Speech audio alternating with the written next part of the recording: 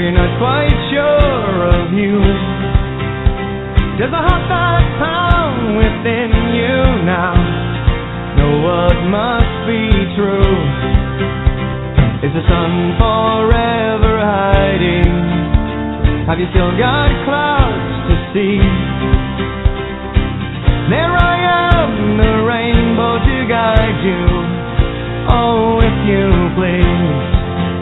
Only hearts as strong can weaken. Only hearts as strong can cry. Only hearts that feel the way ours does can understand the why. Only love as strong as kindness can release you from the chains of a love so strong for someone true. Only hearts like ours remain.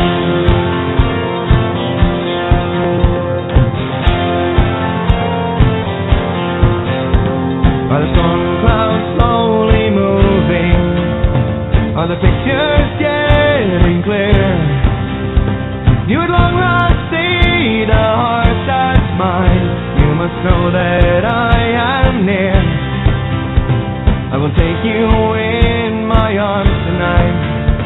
I will show you what it means to at last see why, to know the love only hearts like ours can see. Only hearts is strong can weaken. Only hearts is strong can cry. Only hearts that feel the way ours does can understand the why. Only love as strong as kindness can release you from the chains of a love so strong for someone true. Only hearts like ours remain. Only hearts like ours remain. Only hearts like ours remain.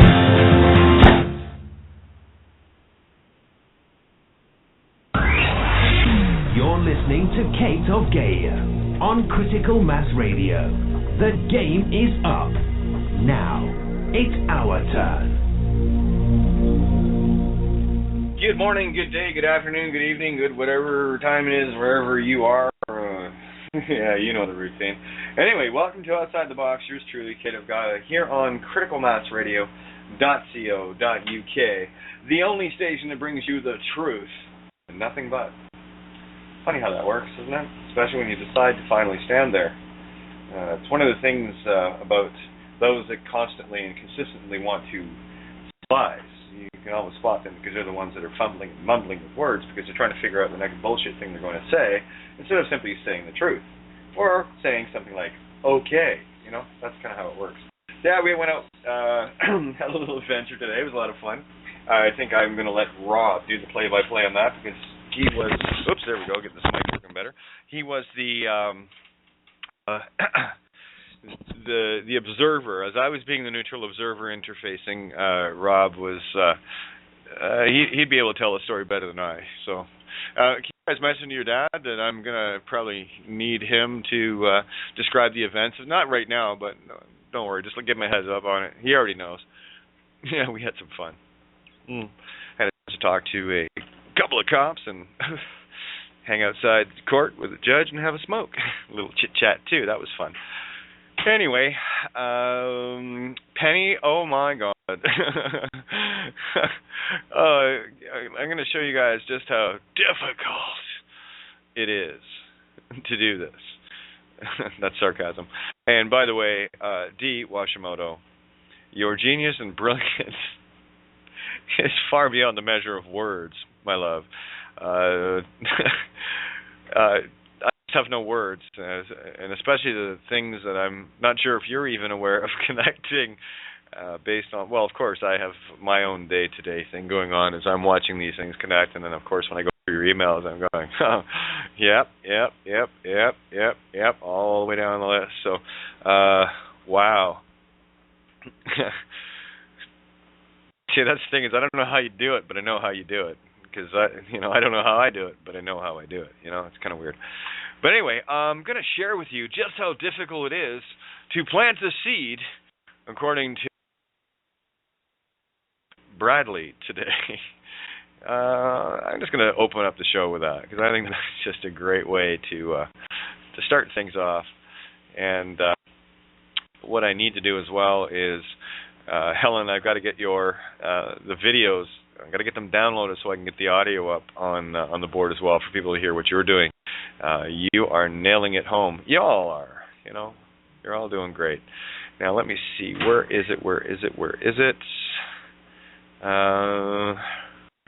Still processing? Oh no, there it is. What do we got? Oh, look, 2 minutes and 54 seconds of pure get-it-doneness. So here you go. We'll open up with a phone call that Penny made, and that's all you got to do, guys. And for those that want to use Skype, you can record the calls right on your computer or on your iPhone or iPad or whatever you got, and you can share those with me, and I'm more than happy to toss them on the show just so people can hear and see what's really going on. And, of course, you know how we like to make people famous. You see, our mission is very simple. We bring all levels of law enforcement, i.e. cops, lawyers, judges, etc., from a state of unknowingness, of unknowingly committing, well, some of them do know, but for the vast majority, unknowingly committing or aiding and abetting the commission of fraud by legally murdering someone by aiding and abetting them into using a legal name that is not their property to use. So it's a deliberate murder. It's a legal murder every time a cop or someone tries to force you into admitting to being a name. So here we go. This is Penny making a beautiful little phone call today. Pay attention. This is how difficult it is. So here you go. Officer Latham, Georgia Tech Crime Prevention Unit. How may I help you? I was wondering if I could speak with Officer Rackley. Yes, Officer Rackley is on night shift. May I take a message? On the night shift, is there a phone number where I can reach him or a better time? You could try calling back when he's on night shift. He probably will not be back until Wednesday night after 7 p.m. Okay, thank you so much. I will do. Would you like me to take a message for you? Okay, I'm an investigative reporter with GNIP. Yeah. Yes, I'm calling in regards to a case that's involving legal name fraud. And I have sent an email. I haven't gotten a response back. What type of fraud? Legal name fraud. Legal name fraud? Yes. Okay. Are you aware of what's going on right now? Probably no, not. No? Okay. All right. Well, I was hoping to speak with Officer Rackley. Excuse me. What is your first name?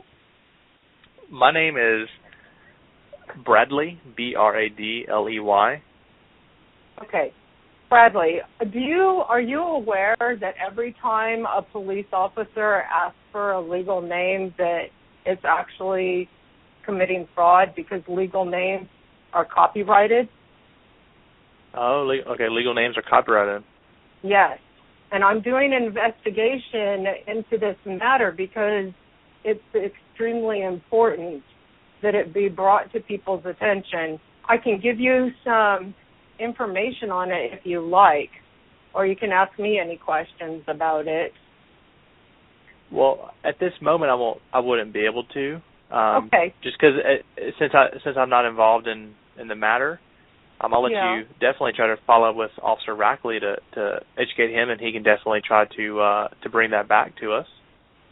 Okay, that would be wonderful. I would hope that he would give me a call back. If not, I'm going to call back Wednesday evening.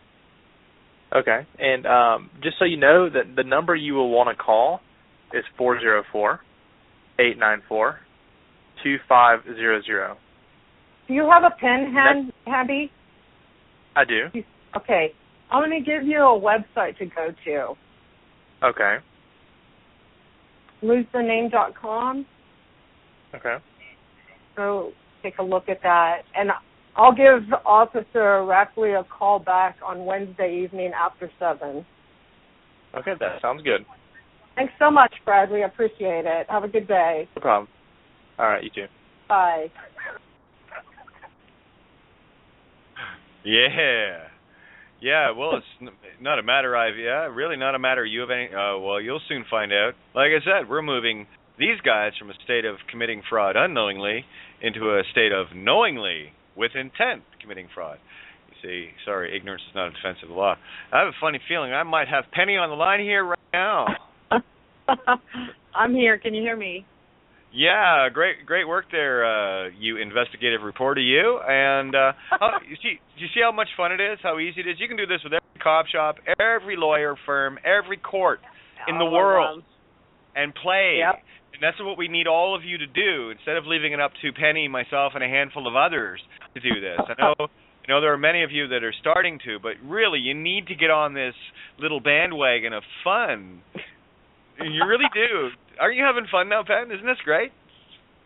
Yeah, and I like the fact that he really was interested. It was very subtle, and I was very gentle. I didn't have to it was just smooth and yeah. Yeah, well, I'm I a hope little he bit went to more... that website. Oh, he will. Again, this is all. See, this is the thing too. All you need to do is plant the seed, because consciousness knows the intention, and don't worry. The monkeys go hopping around the jungles. It's that simple. I mean, I can't make this any easier. And Penny, you're just showing it with such flair. I'm a nasty bitch when it comes to this stuff, because I just enjoy having fun now, you know? So that's just my way of having fun, just to rattle some cages, and I rattled a few today. Go figure. Now, if I wasn't that easy on Lynn Shaw. I wish I would have recorded better, but I was pretty gentle with Bradley. Well, you know, again, we're not talking to the party direct, and it's the same way when I was talking to the young lady twice at the front counter of the SIU. And the only one I tore the strip out of was having to get them into the now after 3 times, missing the point of being in the now and breaking that program. All I was doing was trying to break their program to listen in the now instead of leaning back on regurgitated programs, which is what they will do constantly. So sometimes it takes a little bit of a sledgehammer to break that egg.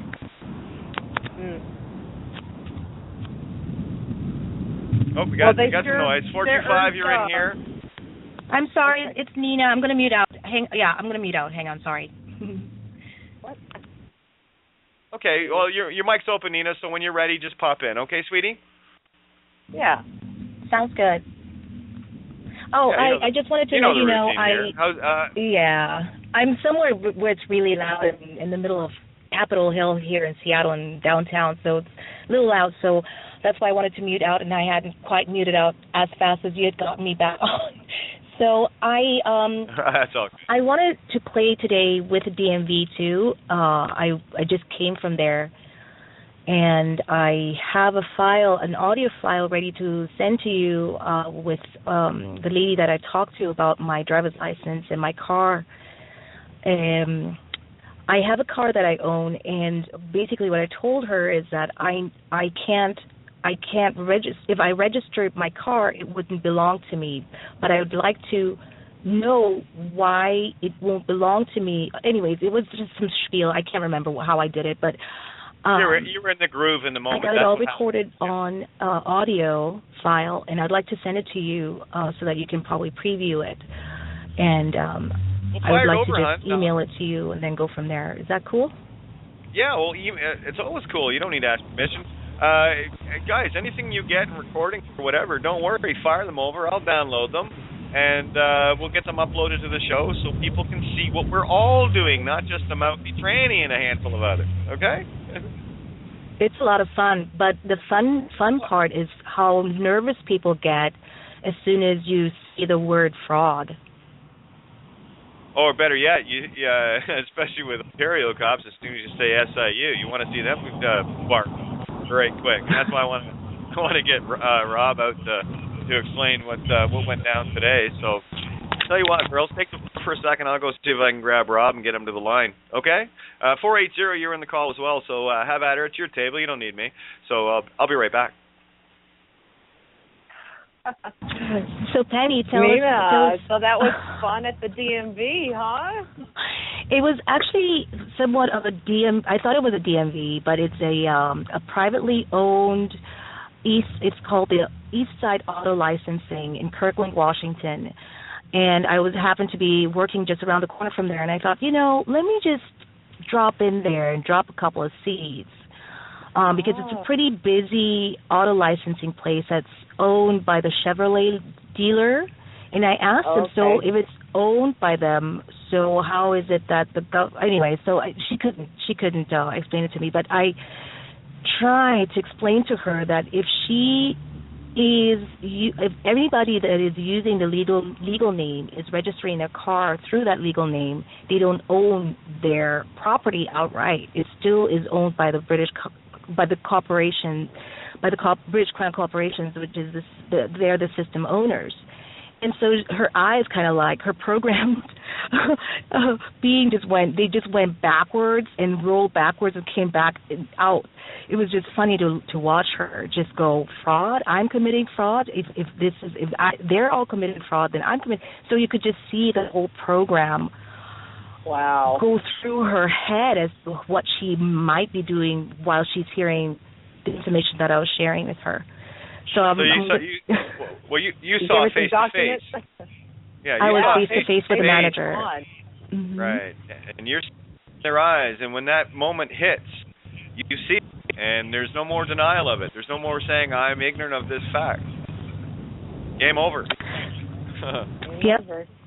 So I'm going to try to send that file over to you through your email address and see if that will work. It's a pretty interesting conversation because I got to talk to the counter receptionist there, and she was just really nervous as I was trying to ask her how I can register, how I can still own my car when I have to, okay. And now I'm getting all twisted up. But I did a good job. On the audio, it's fine. But now I'm getting all nervous because I'm on such a big stage right now. So I'll send that file while I'm listening, and I'm going to mute out. Good job, Nina.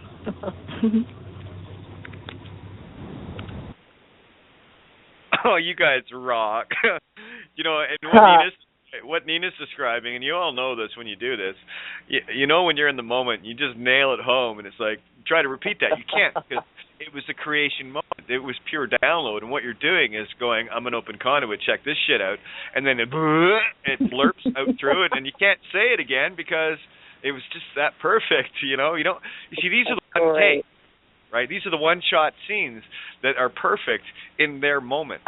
And that's kind of why I want Rob to describe this, because he was watching what was going on from the third-party observer, which is really interesting because as we were standing outside the court today, we went in looking for the information for private prosecution, of course, just to go in. And I'm just interested in going, hey, Kate's here, let's dance. That's all I was here to do. But anyway, as it turns out, of course, perfectly, we went off looking for the Crown Prosecutor office. They're all closed. So we made our way back outside. And lo and behold, I'll share this part of it. This is after we'd already been to the cop shop. But anyway, we're standing at the wicket in the courtroom, or far end of the courtroom, whatever, and or courthouse rather. And a judge came out wearing the robes, and she had on tartan leggings, and that was, of course, the first thing I noticed. She accessorizes. That's my reaction. And then I just said, "Oh, love your leggings," as she's walking by, and she had that serious judge look, and then all of a sudden it went, "Oh, well, thanks," right? And next thing you know, as Rob and I did our tour inside, as Universe was setting up perfectly so that we could go out and have a smoke with her, because she was going to have a smoke. No robes, of course. So we went out and had a little chat, and I was talking to Rob in third-party mode while I was talking to Rob like I was educating him, but really the one I was talking to was a judge. So what I'm going to do is I'm going to hand the headset over to Rob, and he can give a little breakdown of our journey from here down to the cop shop, what transpired. He can give his observations, and then, of course, the observations of educating a judge, and I'll leave it there. So here's Rob. Hang on. Awesome. There you go. Great setup. Hello there, everybody. Well, it was definitely interesting. I'm sure you heard the build-up from Kate. Yeah, So yeah, we went into the police station. You know, they're very familiar with me. I'm sure you covered this. No. They're quite familiar with me there. You know, I spend an awful lot of time in and out of there, whether it's in the back or the front area. I'm in and out regardless. And we sat around, waited for a while. You know, went through a couple of Kate's pamphlets. It was great putting those up and filling up their little bins so people can go and get some information. Oh, what's the put on a sweater? And lo and behold, as we're sitting there waiting, we see the two undercover cops. These are the guys who came and arrested Robert Bickle that day back in on August 11th. And it was great. No, thanks. Sorry, folks.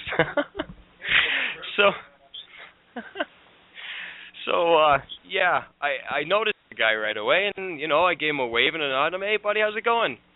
So he come on over, and he started shooting the shit with me. He's like, oh, yeah, I remember you. And so, you know, he's being friendly, and I asked him if it would be all right if we went and had a coffee. You know, he's like, yeah, absolutely, I'd love to go. You know, it's too bad you weren't here 10 minutes earlier because I could have, we just came back from coffee. Now I've got to go get my gun. So, you know, wife, you can leave your badge and you can bring your gun if you want. Just, you know, keep it holstered. We can go shoot the shit. He's like, well, you know, I always got my badge. Doesn't matter where I am. I'm always on duty. Rawr, you know, one of these cop attitude thingies. Anyhow, so at this point, this is when Kate decided to pipe up. And Kate pipes up and says, well, yeah, I mean, you can come and talk to us, but you do realize you wouldn't have any of your jurisdiction over any of us, seeing as, you know, first of all, you wouldn't know who anybody is unless it was under assumption or presumption of some alleged legal name that you think we may be using. At this point, the guy, you know, starts piping up again. He's not quite as friendly, and he looks over at me. He says, you know what, I'll go for a coffee with you, but not you, pointing at Kate. I'm sorry, folks. This was just too funny. Well, Kate tells him, well, that's just all right. I mean, you know, considering the assault that you know, the assault and battery you guys have put on my friend here, we've already, you know, we're going to contact the SIU and let them know about the assault and about the kidnapping. And, well, at this point, Buddy's whole demeanor changed. He was no longer, you know, Mr. Calm, Cool, Collected, and cocky. His whole body language changed. He pushed his chest out and crossed his arms and stepped back and, you know, got that different tone of voice suddenly and starts, well, you do know the SIU is only going to investigate real harm caused. And, well, that's when Kate just dropped on him, you know. Well, a real harm, I guess, if you're going to talk about the legal world, you know, anything touching anybody against their will would still be considered assault, and we can go as far as calling it rape. But he definitely didn't like that. And at this time, the other cops' backup came. You know, the other undercover guy came, and they both kind of buffed their chests up. And Kate and the two guys had a little back and forth, and she's got no fear. She's fucking great. So she just lays it on for these guys. And the next thing you know, the guys are livid. Like, they were running away. They turned around and hightailed, oh, we've got to go. Oh, we got to go. And if we still see you here, then or we hear anyone calling from the front, then we can come and take you ourselves. Well, there's Kate saying, bye-bye, you know. Don't be upset. I'm sorry if I upset you. I'm sorry if I hurt your feelings. Run away now. And sure enough, they did. You know, they couldn't get out of there fast enough, eh? Like, that was just classic. Of course, they said about coming back to... here, we know where you find it right there. That's a good mic, actually. As they were running away, you muttered something along the lines of, well, we'll come back out if there's a disturbance or whatever. And I said, well, yeah, you'll have to get jurisdiction first, though. And good luck. You have a nice day. Bye-bye. Run away. And they did. Always with the have a nice day. You just got to love that. Oh, yeah. Of course, the one cop's pushing the other one through the door, right? No, it truly couldn't get out of there and fast enough.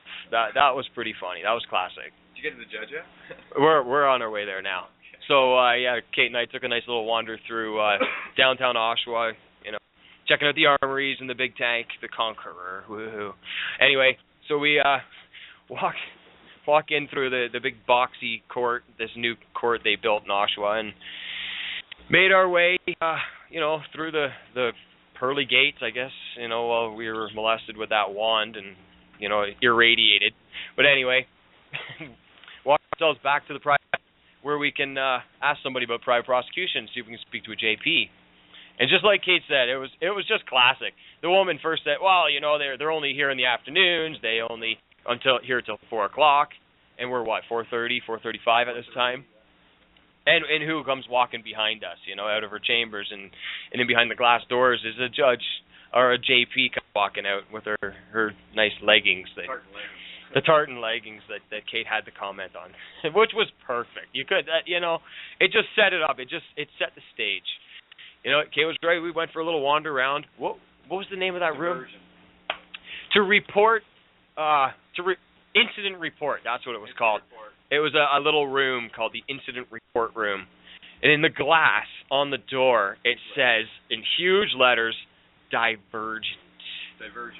Diversion. That's right, diversion. Yeah, good diversion, please. That was hilarious.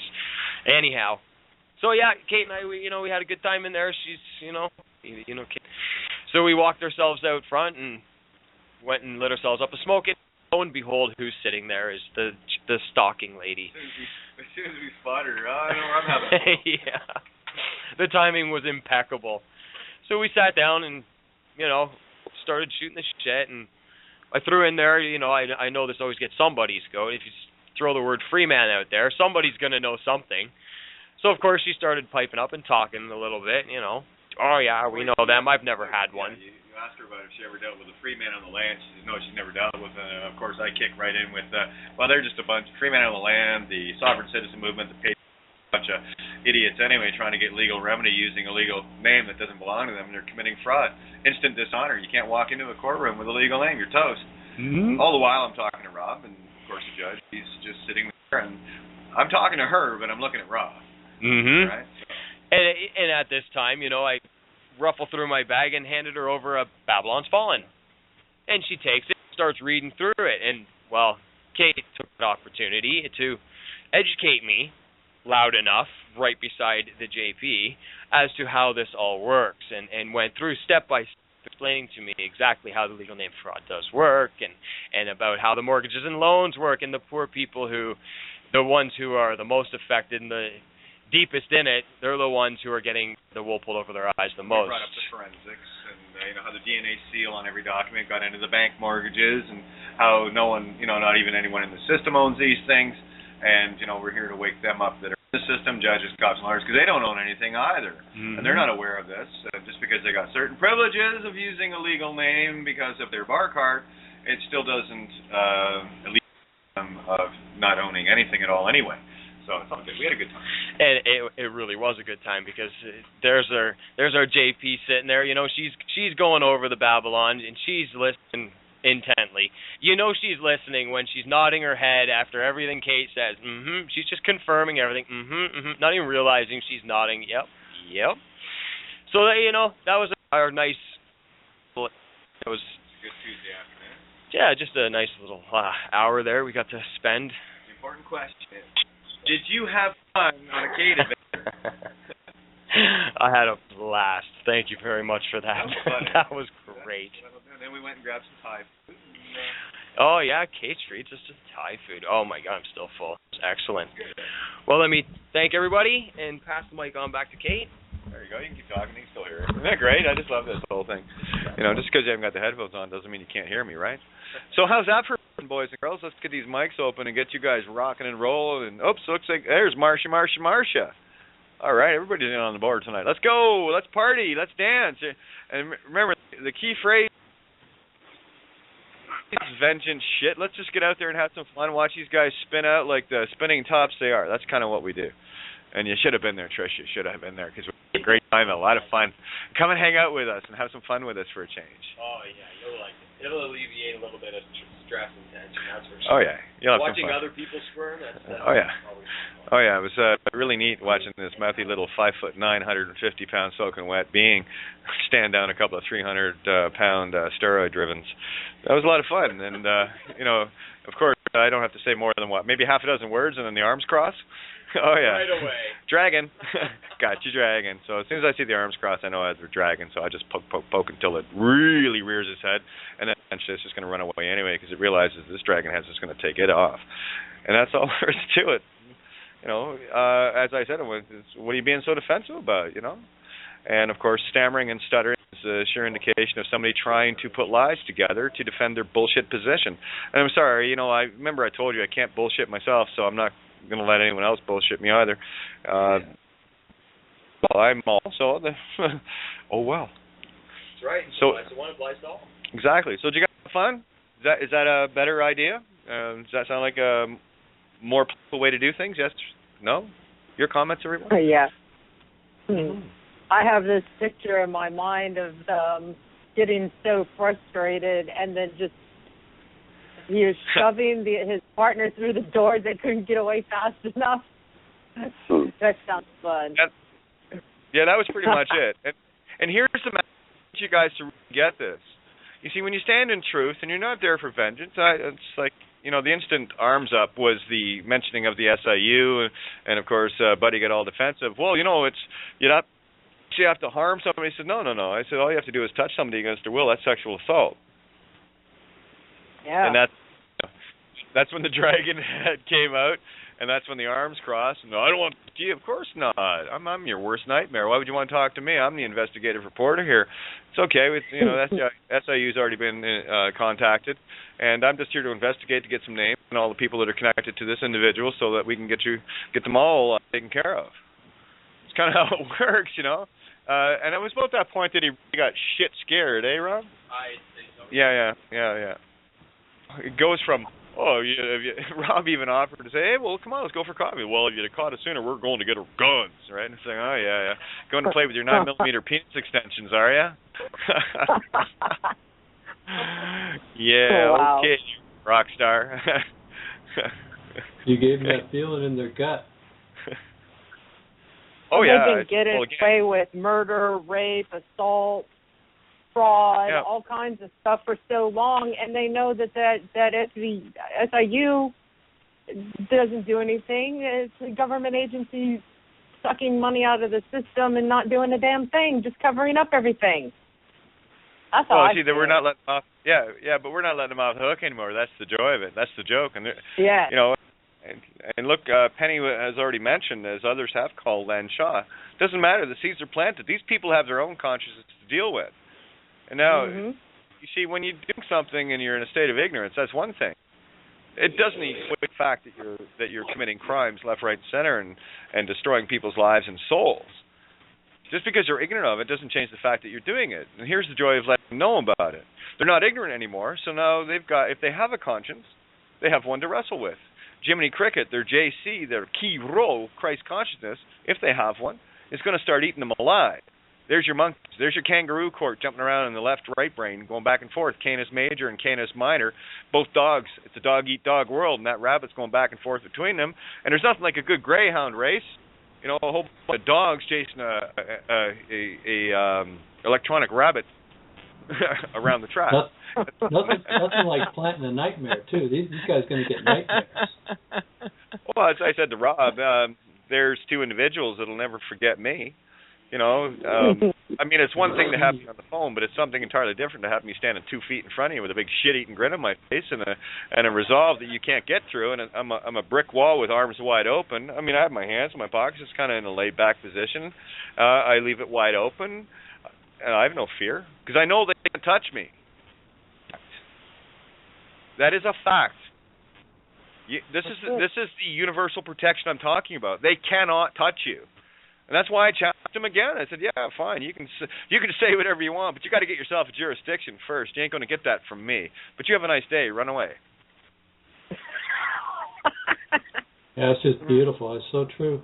It is true. It's just true. I was watching a guy. I was driving the car down today, and I was cruising pretty fast. Not speeding or nothing, but I was cruising pretty good.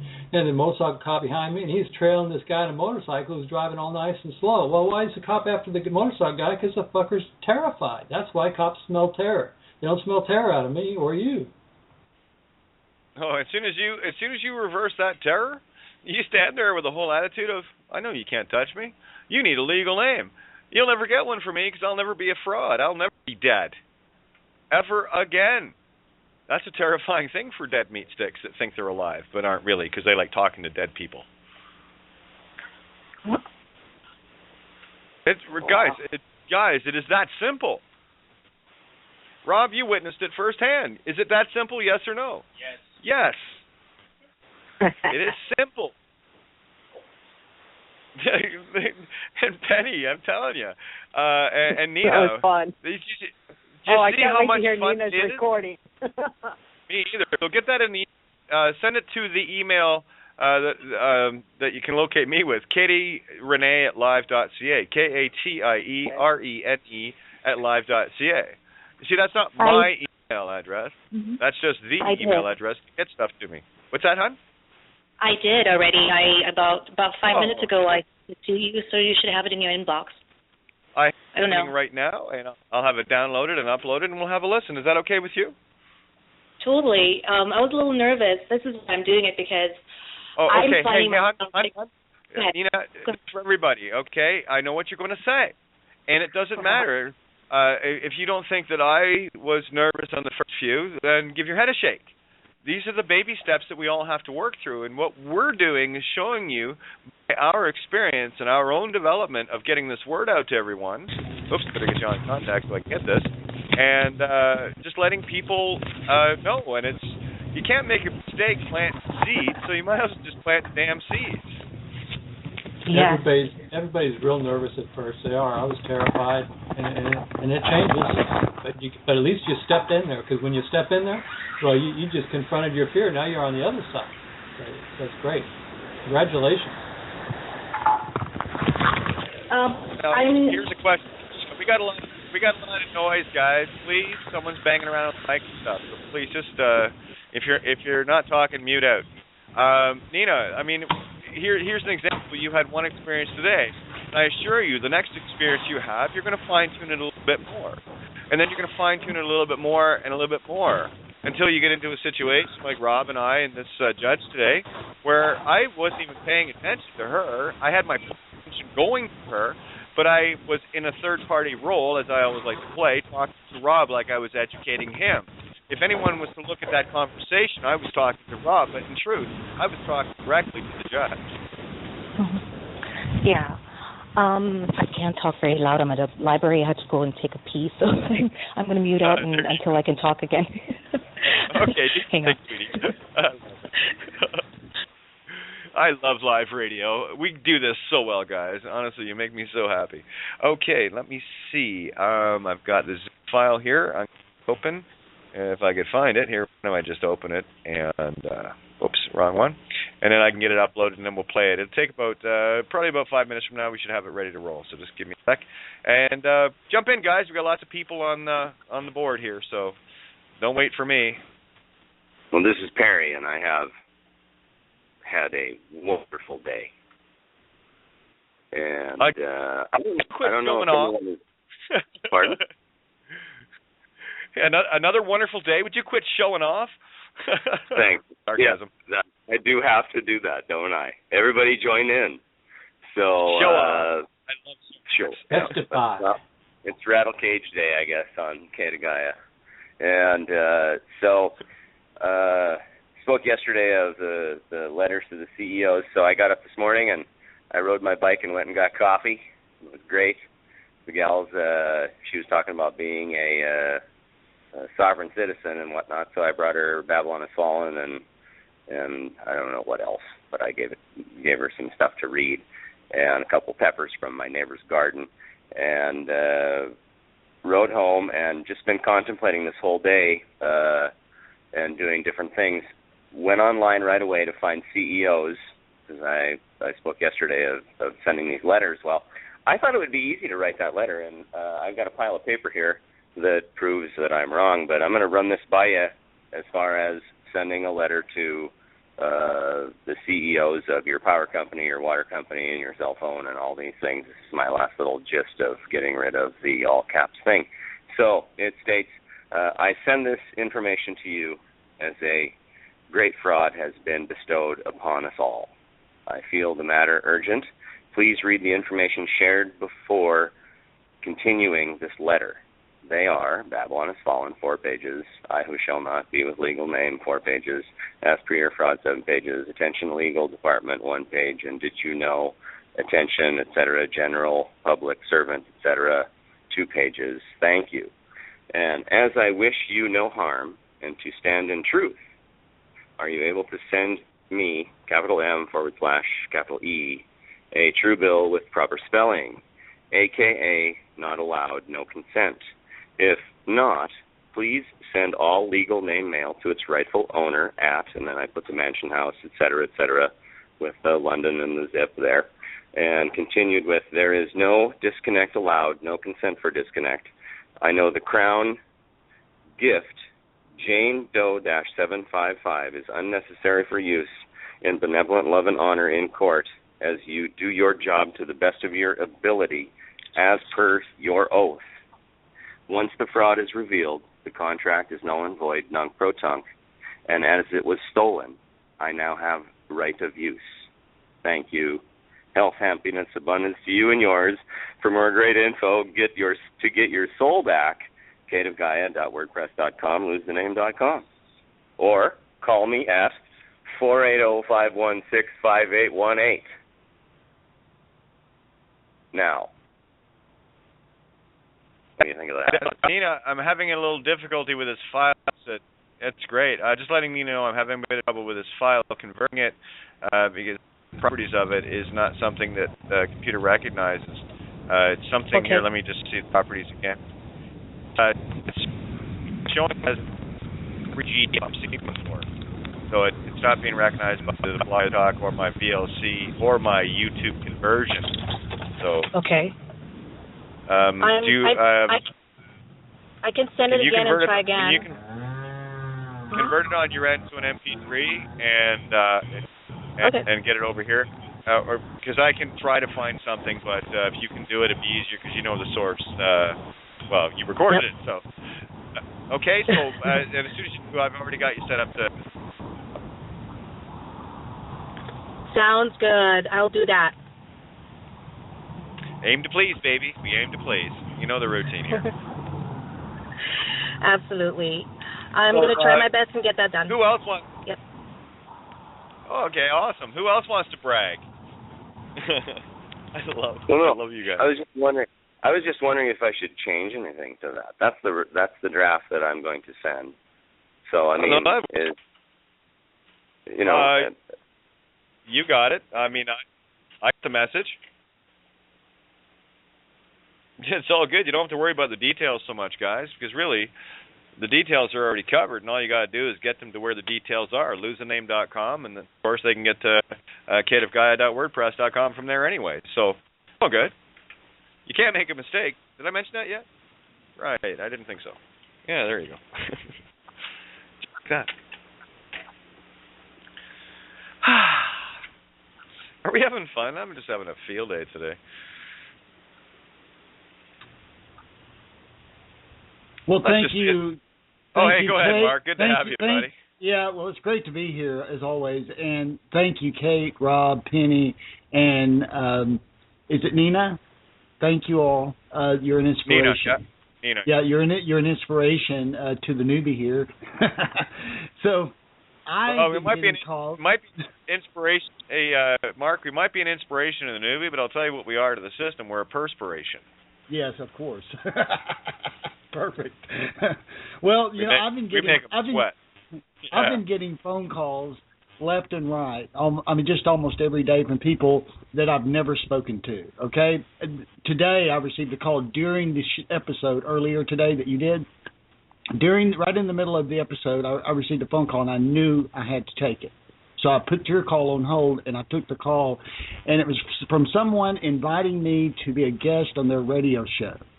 Now, with a large audience. But I knew that the reason they were calling me had nothing to do with me being a guest on their radio show. And so I shared with them my experience, my story, which is their story, which is your story, which is everyone's story. And it was beautiful. We were on the phone for about an hour and a half, and this person was under the gun to get her show put together for tonight. And it changed. The dynamics of everything changed right in front of my eyes. And it was beautiful. And it's so hard still for me to be able to fully articulate and express to you exactly what it was that happened. But what I can tell you is this, that I provided her with Kate of Gaia. Yeah, I said losethename.com. And I told her to go to your website, and I explained to her just, know yourself. Know thyself. There's only one word to describe the experience. And when you start getting into the experience, there's only one word that can describe it. Magical. It's magical, no doubt about it. As a matter of fact, I listened to that song today. I can't sing the song, but you know the one I'm talking about It's Magical, the tune. Someone actually posted it in the Lighthouse today. And it is magical, exactly what I experienced and have been experiencing almost every day. And so to hear you and Rob's experience today and how natural it is and how it just happened and the opportunities that we're faced with every day to be able to share with another human being and watch them awaken right before your eyes. It's beautiful.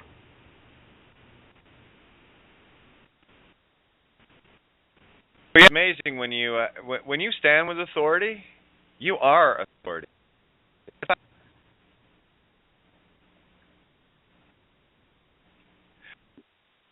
See, I need authority. Why would I need that when I have me? Because I'll tell you, it doesn't matter what I'm wearing. Match taking for our judge. By the way, I chat about our dens as well, and the different things that they have now that they never had before. And of course, it's always great talking shop with. It's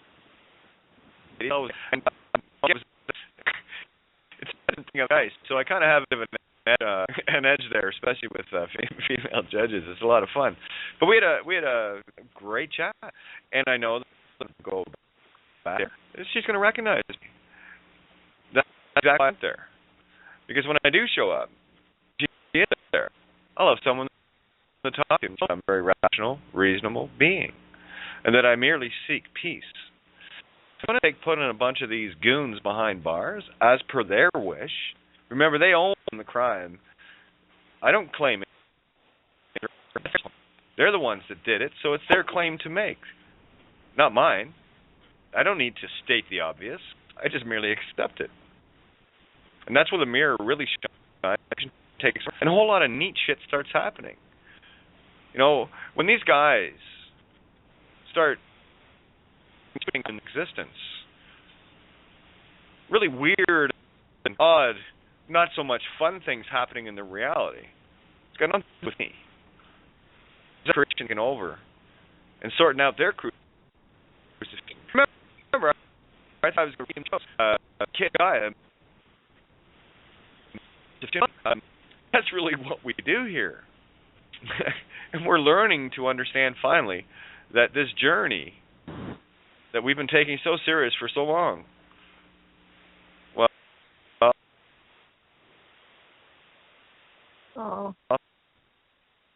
ending with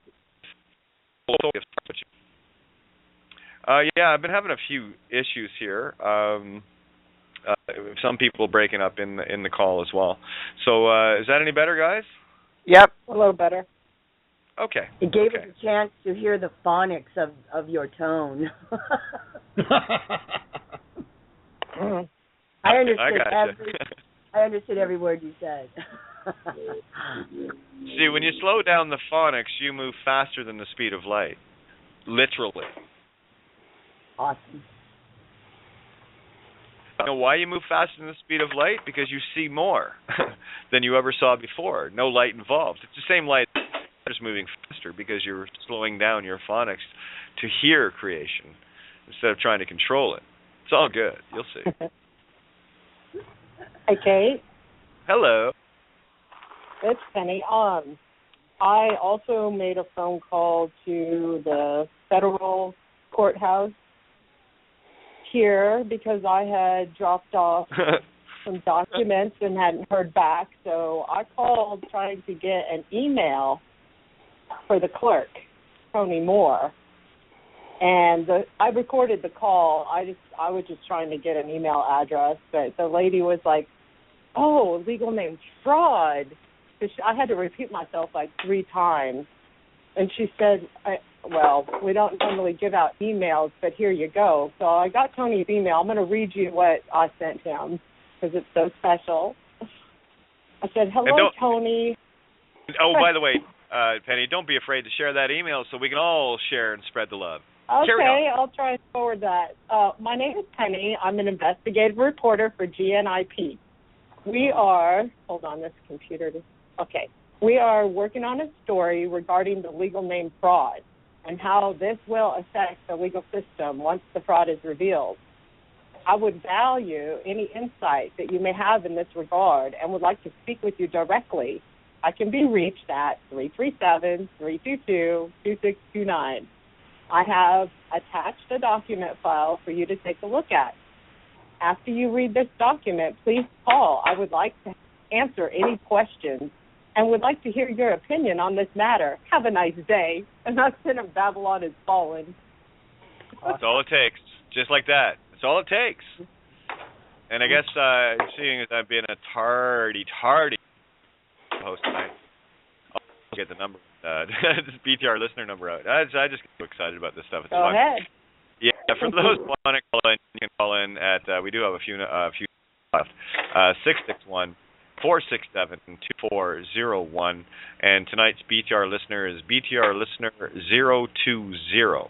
Okay, so you can put that in your Skype search. Search it. Don't right and hit call on that menu. It'll bring you straight to the board. Once you're here, all you got to do is hit 1 on the dial pad on your phone or on Skype, and that lets me know that you want in the fray with the rest of us. Tell us your really cool bragging story of how you're waking up humanity to the soul trap legal name fraud ruse that has had the whole planet screwed over for, who knows? Who cares? It's over. Did I mention Babylon has fallen yet? Good.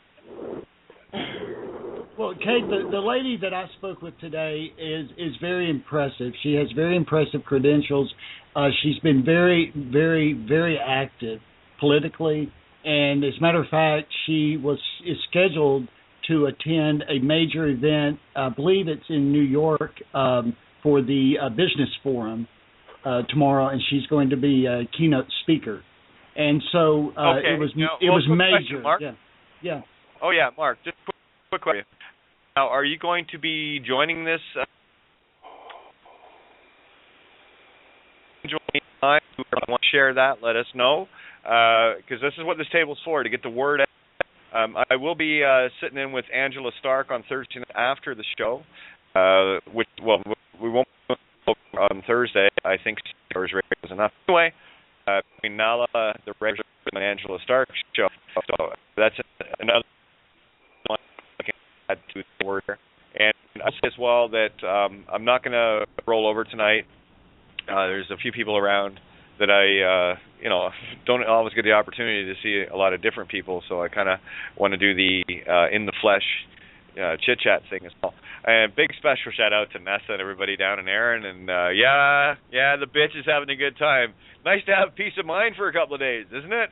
I love you guys so much. Well, to answer your question, Kate, I expect that I expect that the lady I spoke with today will be at the table, so she'll be able to tell you for herself. Oh, there you go. Well, she's everyone's more than welcome here. I mean, we've had judges and lawyers and cops here regularly, so we'd love to. If she is here, I'd love to hear from her. I know I've got a bunch of mics open at a couple of numbers I don't recognize, so please feel free to jump in right now. And if it's really good, I will roll over. So tease me. Hello. With some Hello. Hey, Kate, what's happening? Everything? You knew about everything at once. I found a thing the other day, landed in my lap. Ever hear of the Soundex system? Not familiar, no. I never heard of it either. I've never heard anybody talk about it. I found it in a genealogy book, and it's how they code names. And they do it to protect the privacy of the living American people whose names appear in each census. And then it's closed for 72 years because they'll be dead by then. And then what they do is they pull all the vowels out, and they assign a number to letters. And so they killed A, E, I, O, U, W, Y, and H. And then they give a numerical value of 1 for B, P, F, and V, 2-digit number, two value for C, S, K, G, J, Q, X, Z, a value of 3 for D and T, a value of 4 for L, a value of 5 for M and N, and a value of 6 for R. And they code your name that way. Yeah, Spirit Breath. Yeah, Spirit Breath. That's the most potent letter. What, R? I'm from Boston, so it's R. Yeah, it has to be. Well, it has to be the 6 because 6 represents only the hex, but that's Judas. It also represents the Jesus. Remember, everything has its equal and opposite. So the 6 is the Christ consciousness and the Antichrist consciousness. So that's why the Spirit Breath is the most potent, because it is Ro is the sound. It's a Greek letter, very special sound. This was something I learned early on. Now, if you could, I would greatly appreciate it if you have a link to this information. I would love to be able to one, share it, and 2, have a look at it, because I've never seen this before. Thank you very much. I love finding out new things. Well, you know what's weird is if you work it backwards, then you just have the raw sound of the name without the vowels. Yes. Yep. Wow. And so and that's how they do all the census. And it's funny how it says to protect the living American people, a term I've never heard in my life, and then it quickly turns them into individuals and then right into persons. I could scan it and email. It's in a book. I'll try to email it to you. Okay. I don't mean to interrupt. Why don't you do that if you can? I wanted to add to something. Go ahead. Hey, a few months ago, you guys had, and this is going to go into his point, a few months ago, you guys were talking about something other than Donahue that spoke of the funk. And this person has videos on YouTube, and I can't remember his name. Do you recall who this other person is that talks about the phonics as well? Well, I know Cullen does. Made Manifest. There's quite a few people out there right now that are doing the phonics. Truth Heresy. That's the Truth Heresy videos, the Golden Web. So this is in the consciousness now, and you're going to see it proliferate more and more every day, because this is what happens when consciousness shifts. You start seeing the things that we are creating literally at this table. When we make something aware at this table, have you not noticed it popping up the next day? Yep. Yes. That's what I watch this every day. Did you see what they did at the State House in Boston? The oldest building in Boston? Please. Built in 1713, and they just did something recently to it. It was really cool. They took down the lion and the unicorn. Whoa. Oh, we have the crown, boys and girls. Well done. We have the crown. They're refurbishing it. Yeah, they're refurbishing it. And they say there's a time capsule in the lion's head, but they don't know how to get at it yet, and they don't know what's in there. Whoa. Well, don't worry. We know what's in there. Oh, yeah. No more lying allowed. The unicorn is... Broken the chain. Game over. Mm-hmm. Yeah, that was kind of strange. Yeah, there you go. Nothing strange about that. That's normal in my world. We just watch the whole system collapse around itself and just look for the clues everywhere. You'll see it. I mean, look at all the stuff that's getting exposed with these idiots trying to sell this nonsense, Ebola and all the rest of it. Look at it falling apart. Literally within days of them trying to sell the bullshit, we dispel it and it falls apart. Have you not noticed that? This is why I bring it up. I rewrite the headlines. Oh, look, they're trying to do the Ebola scare. Well, that's Ebola. That's the E, which is consciousness. B, which is 13th Christ consciousness. In the O, the womb, the ovum. And of course, we take the L out, get the right angle out of there, and put the spirit breath in, the Ro, right? So we have spirit breath of the Christ mind, the Ah. So there's your Ebola. Yeah. And that's what truth is. What you're seeing is the anagogic of the effect of this truth infection going viral.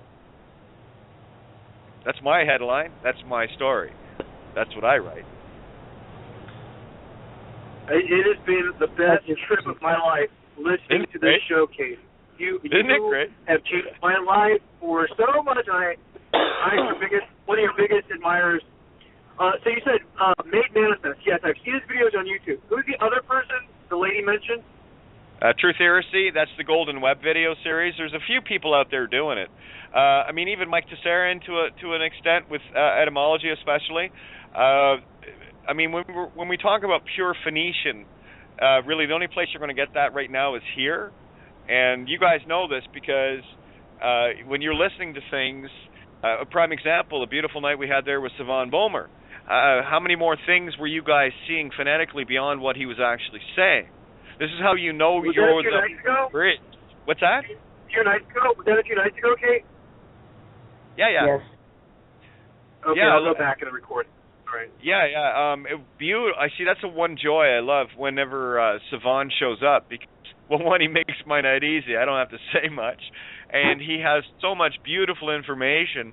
So when I'm sitting back, I slow down the sound, and then I weave everything I need to into everything he's saying. That, you know, if it's more literal than, you know, not saying that I like, but it's when it's more literal than it needs to be. Well, I'm already moving into the anagogic through the Phoenician anyway, and you know, hearing so much more than what he is actually saying. And I mean, I had one opportunity towards the end there of bringing up the anagogic concept of what the Nibiru is, what it represents in terms of the spirit and the physical.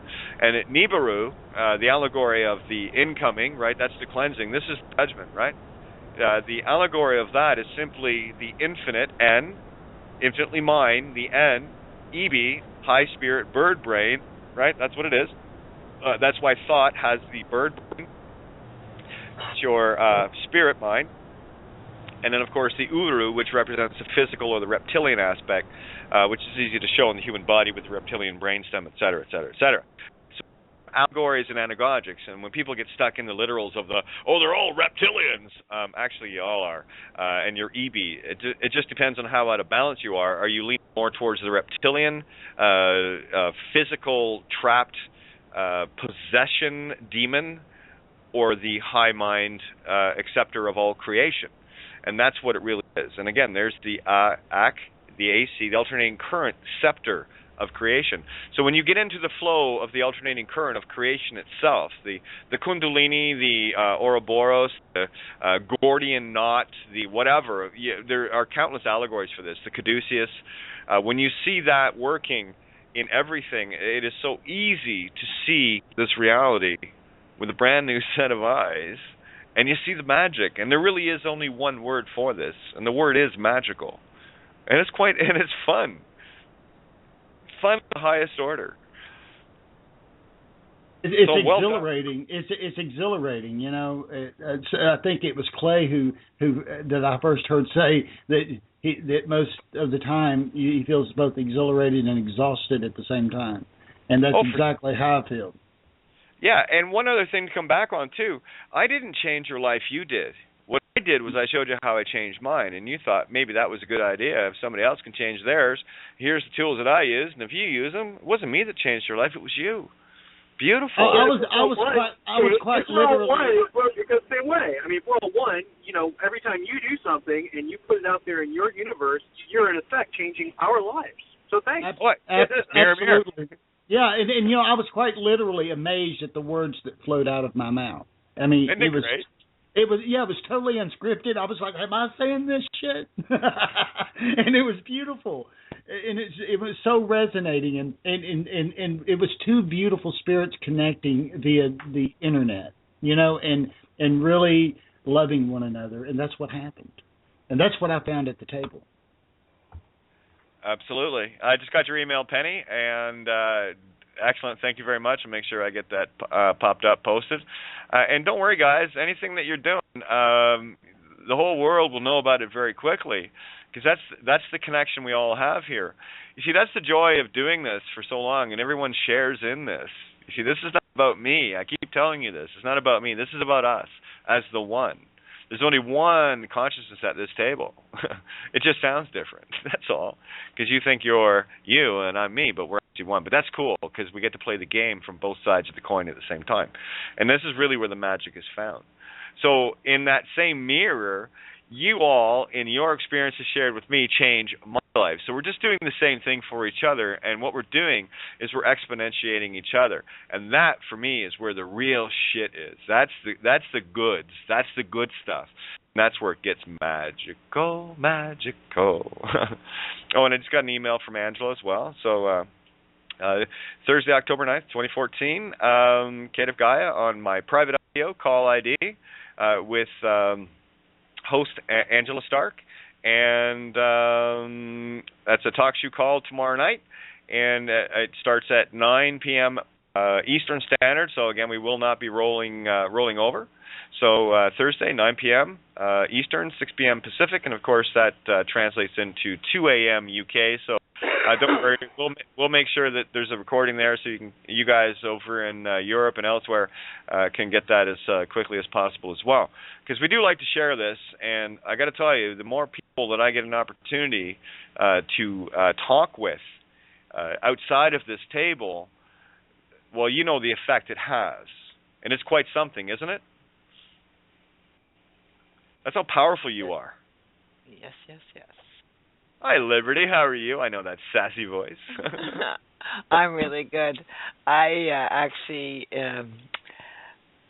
imbibed in my own lemon pea the way Clay has recommended that we try it, and I aged it. And this afternoon show, I was somewhat there when it started, but I was floating above my bed throughout the show, unable to function except to be just floating in total bliss.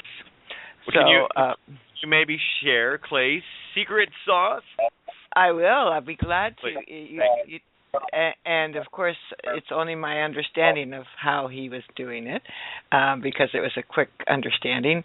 I used a beautiful sun tea jar. Am I breaking up? No, it sounds like there's something. Either someone's talking. Guys, mute out if you're talking, please. 360. Okay, I have no idea what number that is. I got so many mics open. Guys, please. Yo, hello. He didn't check off for 120, Tabzilla. And that sounds like. And he was saying that they're not going to have that for another 45 days. So see. That might be that one. Yep, yes, that's it what I thought. Was. Okay. Yeah. 217 area code. I was going for accent, so I thought, I know that area code. We'll hit that one. Okay, go ahead, Libby. Share the secret sauce ingredients. Oh, it was pretty amazing. So I took a sun tea jar. Too, so. I beg your pardon? Clay's here as well, so you have backup. Oh, so good. carry on. Good. Hang on. I want to know what you did, because it's important that we all share what we did, because obviously it worked for you. Oh, my. So share. Okay. I had this beautiful sun tea jar, and in that sun tea jar, I put 2 the pulp of 2 lemons, all the seeds, and all the juice. And I put pea from the morning, the afternoon, and the evening, and the next day in it, because it was a pretty big jar. And I left it like that for 6 days. And today I thought, well, you know what? I'm going to try that. And I think I started at 11, just 1 glass, a wine glass. And it was delicious, and it had a beautiful lemon taste to it. And I just slowly sipped it, and I got happier and happier and happier. And then at 2 o'clock when the show came up for me, it's my time, I was still very able to function, but suddenly it was like, oh boy. It was like a magic mushroom experience. And I lay there hearing the show going in and out. I had headphones on my bed, but I wasn't there. I was above watching myself. It was hysterical. It was a delight to experience that. I'm glad I wasn't driving. I'm glad I could just do that. And, I am not the purest of pure. Now, Clay does recommend this from a pure diet, but I still smoke and toke, so that was still in there. And I probably way off what Clay's original recipe is, so I'd love to hear what Clay has to say. But boy, did I have fun. So. Go ahead, Clay. Yeah, see, there you go. Clay, jump in here, buddy. It's all yours. Yeah, can you hear me? Yeah? Oh, yes. Okay. It's wonderful. Yeah, it's what you've done is you've accelerated your consciousness and put yourself into no time, no space. You're just in your now. That's the floaty feeling. Oh yeah. That's the natural blueprint of the breatharian, which is in between the worlds. That's walking and dreaming at the same time. Daydreamer state. It's what we've had slapped out of us when we come into the body, but we're coming back into it. So when you take of the left state, perfect singularity, don't put it into the body, turn it into excreta, create an aquifer, so you've got a riverbed, then from the riverbed of the lemon seeds. And what I can recommend, which I've been trying for the last about a week now, is either a honeydew melon or a cantaloupe. If you're going to do this from a pure alchemist natural way, remove any need. This is just, it's working for me. That's all I'm going to say.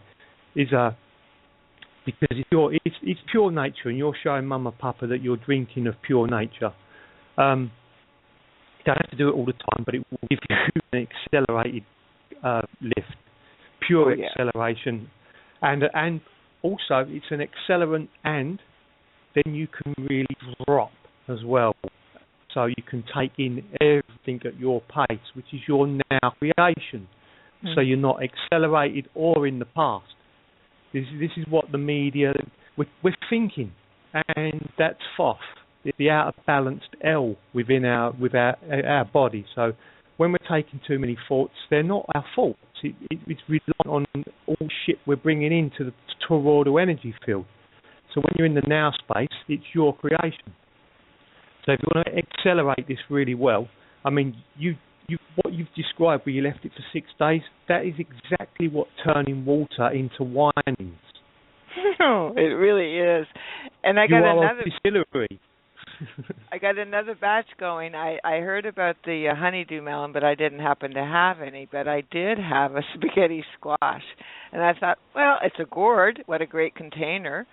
And I took as much of the meat out of the gourd, and that batch was started October 3rd, so I'm figuring that's going to be ready for me in a couple of days. And I still have loads of the other batch to go, but it's like, whoa, okay. Woo. It will bring your it will introduce yourself to yourself. And I mean the actual alchemical body that you're in. When you know what your tongue, when you consciously are aware of what the tongue is, it's a trip, because the tongue is a computer that speaks to the brain and analyzes anything that comes in, whether it's mineral, liquid, anything, all the elements. That's what tongue serves a purpose of. That's why I can tell anyone now that if you've got a fridge full of what you think is fruit juice, you've predominantly got glycerine. If you think of the stuff that you use to wash your windscreens in the car, it's pretty much that with a fruit flavoured, because now my tongue's back on because I've removed all the tar from it. Your tongue will accelerate. It's the most intense feeling there is, and you're becoming aware of the true beauty of the body that you're in, the car. And then we're obsessing, or we have been obsessing outside of ourselves. So a Ferrari is seen as the ultimate car. But that's a piece of shit, that's a combustor. It's there's a process that's needed for that to drill oil, and it's demonic. But we're in the beauty of the car. And this is the point when I say, you accelerate your consciousness, but you decelerate everything else, because you just step back into yourself and outside of yourself at the same time, which is death. And it's the biggest fear, but it's a natural state of being. Because I've been through the death twice, and physical death. It's the point of when you just, and then, yeah. And then you can walk bare feet anywhere you want when you get to that state, because you know that you're creating. If you're thinking, this is why I keep saying to people, the bare feet walking. The bare feet walking will destroy all the inflictions within your toroidal energy field, which is the physical body, is the effect of. So if you've got a worry, you're not going to be able to walk anywhere with bare feet on, because you're worrying. So you're thinking, what am I going to tread in? So you're fixated, and you're fixed by your fixations. And we've all been afflicted by this, and this is why many are self-medicating with alcohol and all kinds of other stuff to cope with these inflictions, when all you just have to do is let it go. Let it go. And if you want to get yourself into a position of true knowing and now, then the lemon seed will assist you. It will help you greatly. It's a pure medicine, which is what you're turning. You're making a lemon scented wine. Oh, with your it's own so beautiful. Clay, I have so much love for you for bringing that in, because it just changed. I mean, I've been drinking my pee for years, but not on the way. Not like this, and this is so much better. This is just divine. I mean, I drink my pee on a almost daily basis, but not just with get it natural. It's a state. It's a stage. You that's start a out sacred way first. Yeah. And then you'll also find if you're bringing in plenty of lemons, you won't be fed on by parasites, because you're walking citronella. And look what citronella does to any kind of parasite. That's also your toroidal energy field is buzzing like that. This is what a meteor, I mean, everything's beautiful in nature, but if you're giving off the essence that is not attacking, is not inviting that kind of attack from a parasite, it works in many, many ways. It's beautiful, because you're balanced in nature. That brings you into your own heart space, and then with the walking on the ground and letting go of all the pain, and also with the natural dimethyltryptamine and chlorophyll in the earth and the grass, you will rapidly heal the body as well, simply by walking and being in nature. You will get psychotherapy and physical therapy and spiritual healing. There's a whole trinity there that you can just take of all the shit you've got, and when a dog's ill or a cat's ill, if any cat lovers, dog lovers, you know that when your cat gets a stomachache, go out in the garden, scratch the earth and lay in it for a little while. Well, this is what it means for us to go and bear our souls to earth. It's not praying, it's bearing the soles of your feet to the earth. You're not known until you're walking on the earth. I'll give you an example. A rattlesnake or any kind of reptile, beautiful, beautiful creatures that they are, the only time we see it offensive is because we're approaching them the wrong way. So the snake will say, get out of my auric field. And because a snake is completely connected to the earth, a snake can feel you approaching from miles away. And if you've got rubber soles on the feet, that snake cannot hear you. All it can hear is boom, boom, boom, boom, boom, which is unnatural. And the closer you get to the snake, then you will hear the... That's a warning. It's to say, you don't know who you are, get away from me. This is why people get bitten when they're out. But when you've got your shoes on, shoes off, that snake, that serpent, can feel your pulse. And so you probably won't even meet the serpent, or if you choose to, you'll feel the serpent, and the serpent will come present itself to you. So will a dog, so will a cat, so will an owl, so will an eagle, so will a squirrel. Nature's hiding from us, because we're hiding from ourselves. So when you get to earth, you're back into the whole beauty of it, and all of nature will reveal itself to you. And that's the beauty of it. And the quicker you clean up the body, the quicker you let go of the fears, faster the more acceleration of natural process will come to you, and the wisdom will balance with the knowledge. Because knowledge is useless without wisdom. That's why we're building atomic bombs and F-15 jets and battle cruisers and all that bullshit. It's because we're too trapped in the left hemisphere. Systemically, it's an actual cosmological process. It's to do with man. When you realise that, you let it go and feel the pulse of the earth coming back, and know that the breatharium within us is returning, which is the wisdom, the right hemisphere, the balance between us, the twin flame within our bodies coming together into the solar plexus. And so when I say get the honeydew melon, this isn't for the distillery version. This is just for the daily use. If you incorporate the melon into your diet, because the melon is just a natural, it's all water anyway, so it's in the body, gone within a few hours. If you're having a solid stool still, any kind of solid stool, you need to address this, because the body literally takes in what the body needs, and the body says, okay, I'll get rid of what I don't need, and that's almost instantly you're clean. You know, you're really clean. If you're having a solid stool, that's been in the body way too long. To make it like that, it has to be compressed and compacted. So we're talking 3, 7, 10, even, much longer than that. So when you fast, have a little fast, shut the factory down, which is why people are asleep, because breatharians don't need any sleep, believe it or not. We're solar powered, so we're fully conscious. We're dreaming anyway, so we're walking and dreaming and creating. We're sleeping because either we damage the body, so it needs to repair itself, or the colon's so impacted and it's kicking back up into the body, so the liver's in 24 hours a day processing, and that gets exhausting, so the body needs to go into a sleep process. So to clean all this out is the best way that I've proven it. I've lost 5.5 stone. I've got pure skin again. I was a disgusting reflection of myself. That's why I was in that cycle.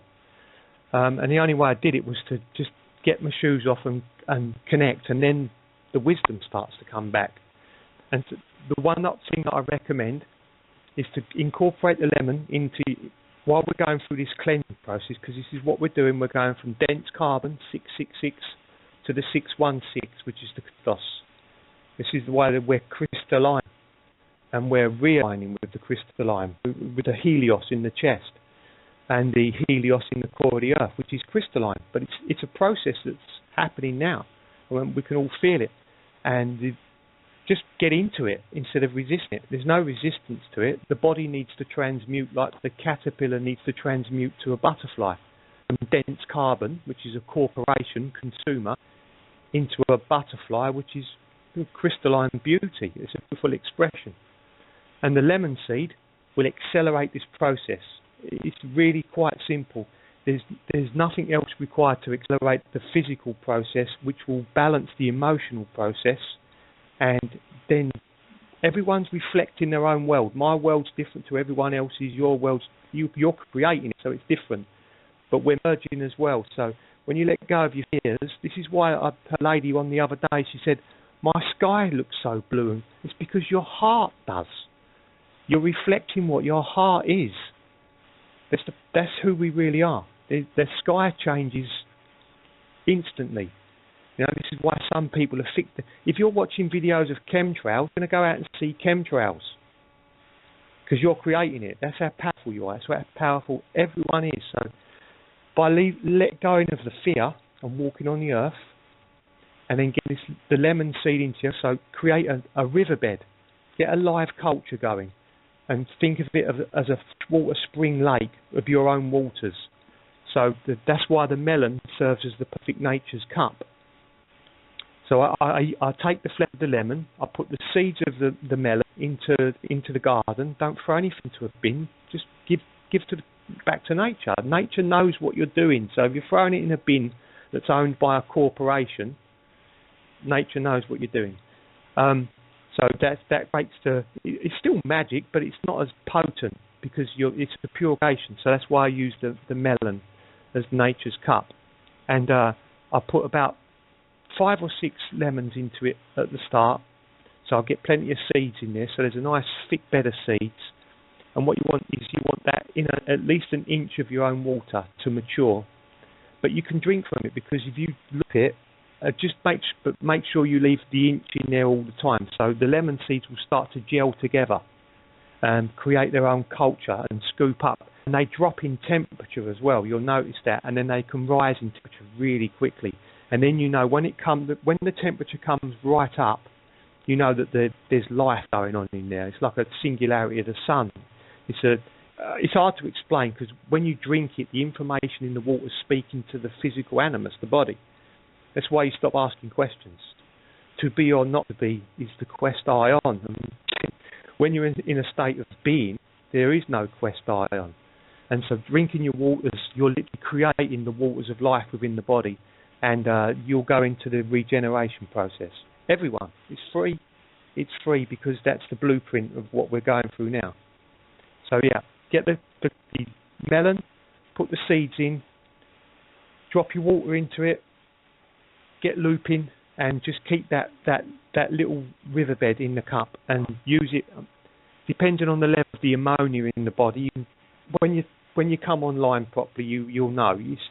I'm explaining things that you'll just know. You can sense if it's too high ammonia, because that's the alchemical process going on in the body.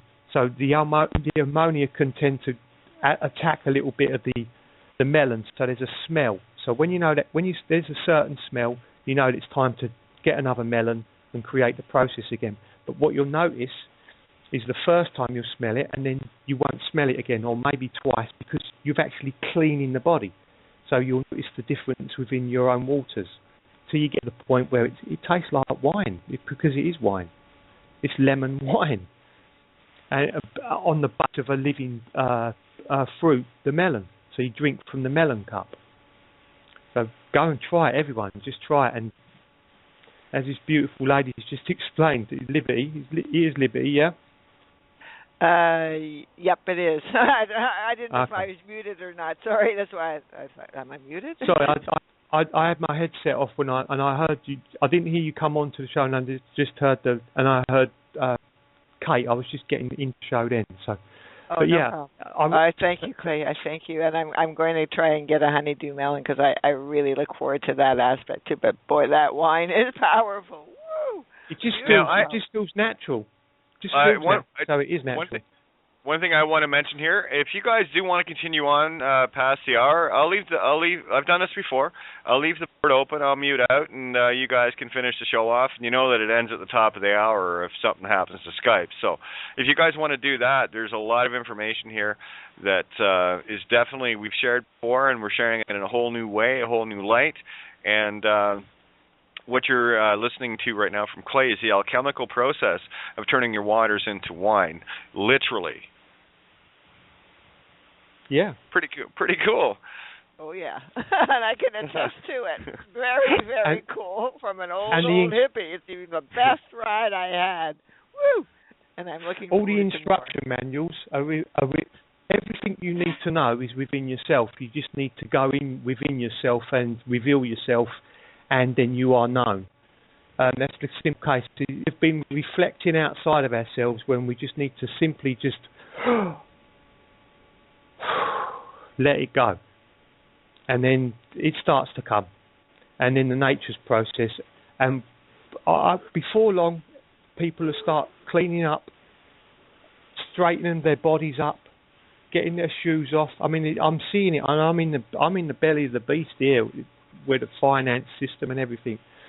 And now, yesterday, the perfect opportunity, especially in the green pastures, is just after it's rained, is to get it, or even when it's raining, get as much clothing off as possible, without causing a scene, because you're born naked, and your skin is the largest organ there is, and you need the mineralis because we are mineral, and laying in grass. Look at a horse, how a horse rolls in a field. That is pure bliss. It's absolute bliss.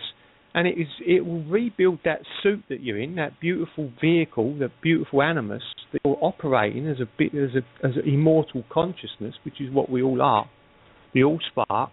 As we're coming into a higher consciousness, the physical animus must reflect the higher consciousness. And it's why I keep saying to people, it's all over, so just accept it. There are no lies. There are no lies. So, Clay, question for you, and more of a request. Came in on Facebook, of course. Writes, "Hey Kate, could you ask Clay to write the recipe about our own water, please? Thank you." So if you could even just share a couple of ideas for people, we can get it posted on the Kate of Gaia site, and of course loseaname.com. And again, you see, this is the magic. What Clay is talking about is what, we go back to the urine therapy, 2-3 years ago. People wonder where these downloads came from, and it was that quick. One, I was living in a tent at the time, so I was right in touch with Mama. Like, I was lying on her every night. So you wonder where the essay came from. Well, I'm going to tell you where they came from, because it was a combination of that. The urine therapy, limited information that I had, but I knew it worked. I kind of accept truth as is. So, and then I look back to see the download, and I remember that so clearly, so vividly. This is where the essay started, choices, because it was literally, I had a 4-day, just like right out of the movie, Matrix download, and I just couldn't shut down because one, I didn't want to, even as much as I did, because it was just too blissful. And then people wonder, well, how did you figure all this out, Kate? Well, I didn't have to figure anything out. That's the joy of this. You don't have to think. You just have to be. And what Clay's describing here is a really nutritious and tasty way to be. I love it. It's beautiful. So if you could do that, Clay, that would be awesome. Maybe just write out something very quick for people. It's very basic, the way Liberty described it. So if you could do that, that would be great. So that's really the only comment I want to add to it. And the more the merrier. And I was asked to put my recipe, and I just finished doing that. But this is just mine. I would say Clay's is better, but I couldn't write it down. But yours worked, didn't it? Yours worked. It worked all right. That's all you need to. There's many ways of doing it. I'm just explaining my way. Your way. It's all our way. And that's when I was laughing when you started describing it. It's just thank you. Oh no, thank you. Thank you. No, because people are going to start chilling out now, and this all the fear's going to let go, and everything's going to change rapidly, because it's a neurosis that people are stuck with, and once that goes, everything else falls into place, because you start creating the move that you really want to be in. You're such a beautiful mother. Oh, Clay, I'm so in love with you and all of us, but just how we're exponentially just exploding. It's like, wow. Well, we are. Alchemically, we are. We're all crystalline inside. It's like an implosion and an explosion at the same time. I feel it through the soles of the feet. I know that the core of the earth has returned. And Singularity the binary, the binary twin within our body is returned. We're no longer under the dirty flame, which is the combustible. We're impotent, which means we create our own energy, and it's self-sustainable. And it's beautiful. We're in transition, and there's a lot of worry over it. And I'm just telling everyone, it's just let the worry go. You don't owe anyone. There's no ownership. Let it go, and then everything is given to you, because then you're showing Mama, Papa that there is no ownership. I've had so many beautiful experiences. I've had my first memories as coming into this body again. I really have. I've been there. I've looked up and I've seen my mother when she was in her 20s. Because it's actually happening now. Everything is happening now. You've got access to it. You can go anywhere you want inside this time machine that we're in, this omnidimensional heart source. When you let go of the calendar dates and the past, and which is what school does to you, it starts very early, and we're reflecting one linear line, when we're a tapestry of all of them. And we've got access to all of them, and you have the ability to weave that back together, which is what many of us are doing, to for the benefit of all, because we are now bene factorum, which is the energy which we're in, instead of the malfactorum, which is the old Orion system that we're seeing crumble before our very eyes, because we are creating it. We created that, and now we destroy it. All must pass, and we come into a higher consciousness. The higher consciousness must reflect in the physical. The fire cycle, it must reflect it, and all you need to do is just breathe. And everything that you need when you're in the now, it's always with you. You don't need an iPhone or a truck or a driving license or plane tickets or anything. When you, okay. It's the beauty of it. And I know that we're all losing this infliction of being domesticated, the domicilia, the anno dominus. And I know that people are the feeling of the walkabout, let go of the technology and I'll see you in the world, because then you will know my way, my name. You cannot ask someone's name, because you show them your name by your deeds, by your actions. You are known. It's beautiful. It really is. It really is. And yes, hey, I will happily write something down and post it. Yeah. I have a request. Getting a bit busy here, so I'm going to hand the reins over to Libby. And Libby, the helm's yours. You can do what you want with it. And don't worry, I'm going to keep an eye on the board as far as people calling in and opening mics and stuff like that. But I really can't jump in right now. It's beautifully busy here. So I'm going to let you guys take your show to the next level. Fair? Absolutely. And Clay, keep on going, my brother, because you're doing a great job. And if you don't hear from me for the rest of the night, just know that I love you all, and we'll see you here tomorrow. I'm never too far. So I'll see you in the world. I'll see you in the world. All right. Love you guys. Yeah. Okay. It's good to hear Kate having fun. Hi, Libby. Yes? Hello, Libby and Clay. This is Shaina. Shaina. Listening Hello. to you in the background. I had to do some multitasking. I had to go to the store. I've been listening. I kind of caught the middle of the turning our urine into beautiful wine, and I actually, there's nothing synchronistic. I have been asking Mama what I can do to take this to the next level, because I've been doing urine therapy for quite some time. I heard you mention you put it in a sun jar. Now, are you saying that you're not refrigerating the urine, or that you just put it in there and you are refrigerating the urine? Oh, no, there's no refrigeration necessary. Okay. No refrigeration. If anything needs to be refrigerated, you should be putting it in the body. Simple as that. Well, They're an I abomination. agree. So's a microwave.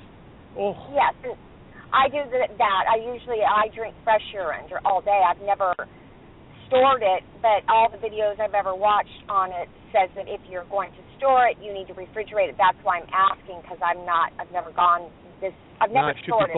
It should be the same temperature as your body. Same temperature as your body. I think that's fear porn, Shaina. It shocks the body. I just didn't know. Well, it's because it feeds into our thing and fear about bacteria and all that stuff, but the lemon is such a purifier that... Oh, yeah. And also, you want action in there. You don't want to kill life. Beautiful. You want to encourage it. It's just our minds have been programmed to believe that it's dangerous. Yes, well, that's why I'm deprogramming, because first of all, I've never stored it. I've always been a fresh urine drinker. I go in there, pee in the cup, and drink it. Yeah. So that's why I'm asking. Somebody's got that's fine. That's fine to do that, but you can actually distill it and make it into a wine. And it's the way I can describe it, the way I get it to taste and to fit. It's almost effervescent, because it's a live, fizzy culture. So when I drink it literally tastes like lemonade. I'm just going to stop you for a second, Clay, because somebody doesn't have their phone on mute and they're talking in the background. Not you, but someone. Thank you. I think it's good now. Go ahead. Sorry, Clay. Okay. Yeah. And Shaina, if you it should be in the environment that you're putting into the body. So you're not a refrigerated environment, so you don't put refrigerated anything into it. Shocks the body. So does hot. When you drink a hot drink, it goes straight in, and all the alarm bells are ringing. It makes your body's like literally a fire station. It's like, what the fuck's going on here? What's going on? And that puts you into a shock. And it also does it with freezing cold as well. So everything should be the body temperature. So when you leave it out, you're creating a live culture there. And the reason why there's so much illness, one of the reasons why there's so much illness is because everyone's too clinical. Mm-hmm. It's a neurosis. It's a neurosis. If you're washing your hands with all these detergents and that, well, what you're doing is you're actually washing your hands in the enzymes of dead animals from zoos and veterinarians and all this. The Procter & Gamble family and these other families. I worked for Procter & Gamble's, okay, on the River Thames in the UK. And all the animals come in on barges. At that time, they go in there and then they're reduced down to an enzyme.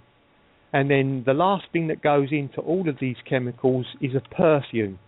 And if you could smell this crap before the perfume goes in, you would vomit on the spot. It's why it's all secure and they have security there and it's all vacuum sealed.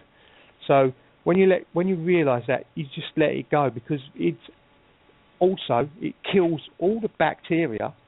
So if you're continually removing bacteria, and then the bacteria gets quite vicious, you'll get a very, very bad reaction to it. That's influenza, colds, any kind of gastroenteritis.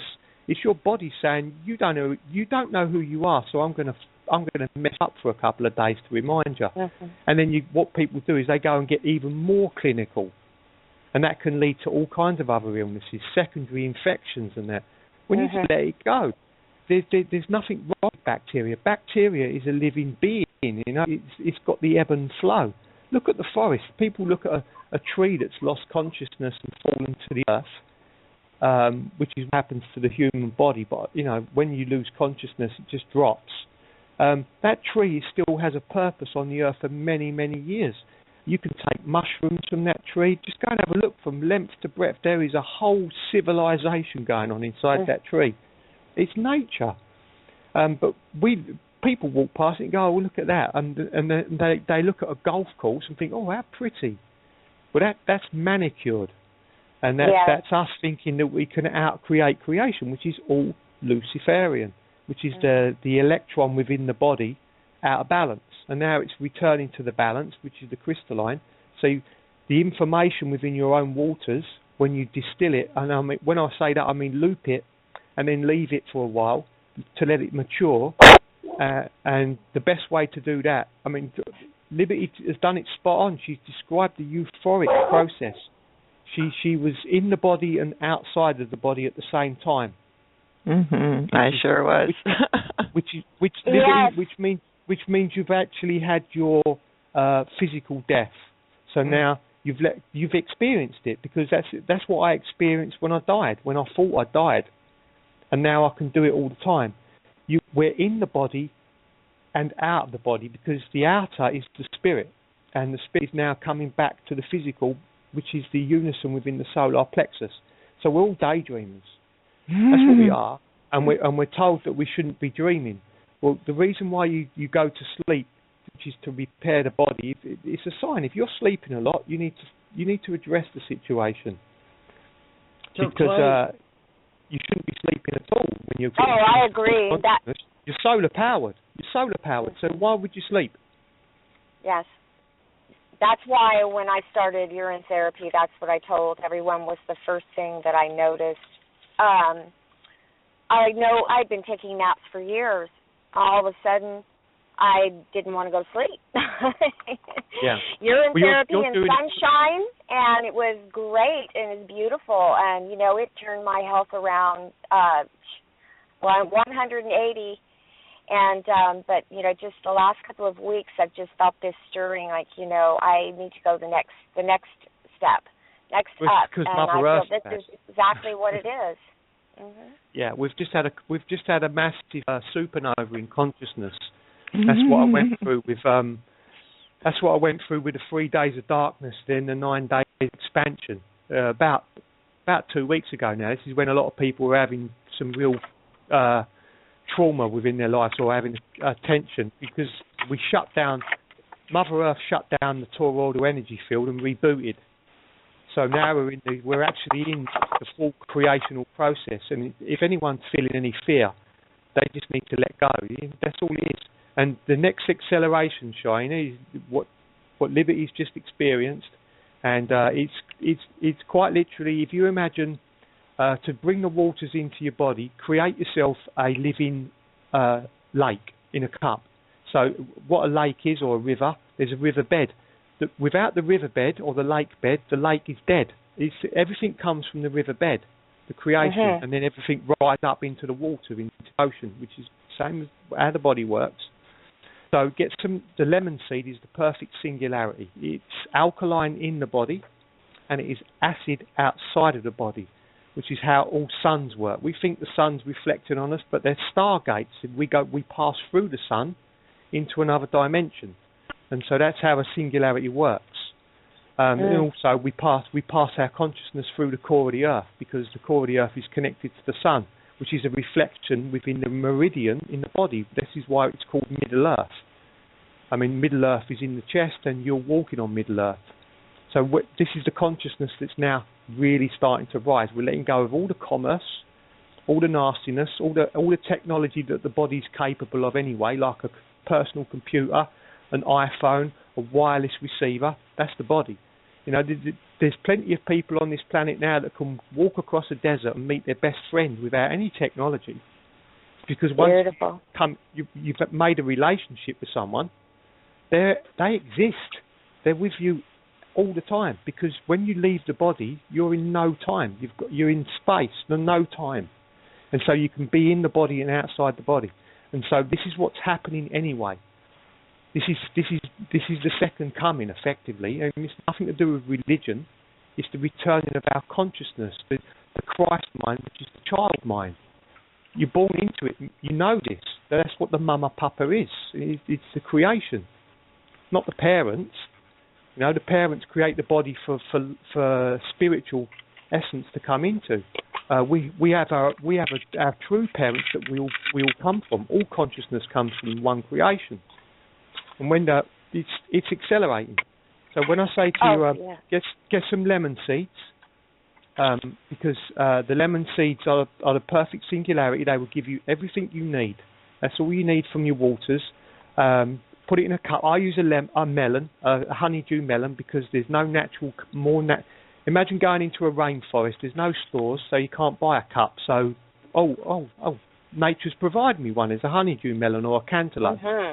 So just cut it in half, take the flesh of the melon into the body, put the seeds back on the earth, don't put them in the bin, and then put the lemon seeds and the lemon juice into the base of the melon, and then loop your pea in it for a couple of days. But leave at least 2 inches or an inch.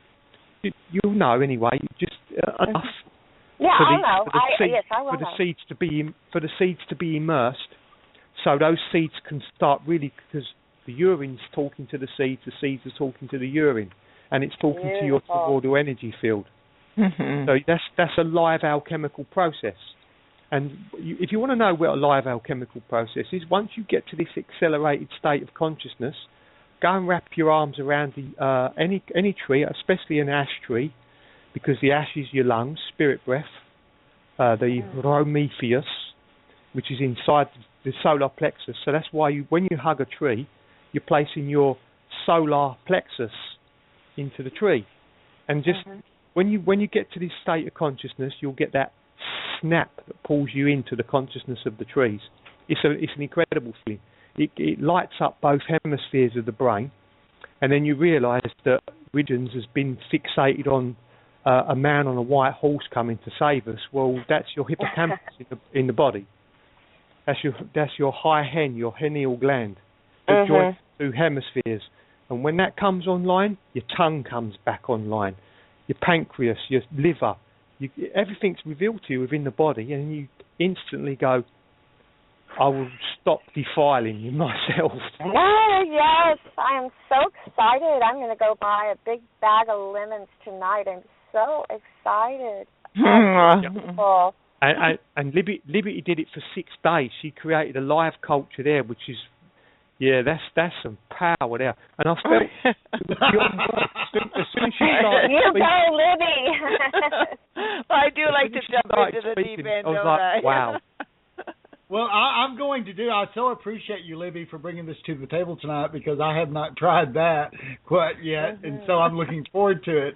And I'm glad that Clay went back, because that was a question I had in my mind, and so I'm glad you went back and described in more detail how to use the melon as a cup. And so that was beautiful. And I've been bathing in my urine. I started doing that a few days ago. Yeah, and I want to tell you, my skin, it is so soft, so much softer than it was. Just within a few days. Oh yeah. Yeah, I rinsed my hair with it too. Yeah, I did too. Yeah, definitely. It's amazing. I had a cup and just poured it right over my head. There you go. It's perfect for anything. I've been told that Pa has an experience. So Pa, are you online? Because oh yes. Pa, do you want to get online and tell us your story? Because hey, it seems to be the urine day. Woohoo! And our beautiful. Thank you. Are you there, Pa? I'll mute out. Okay. Is that you, Pa? Oh. Hi. Please forgive my dog is barking at the door.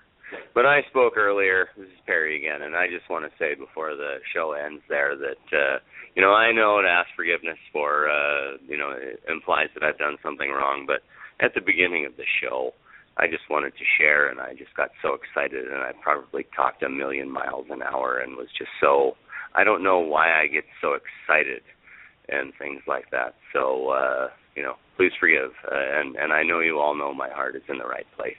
Oh, Perry, no problem. You did beautiful.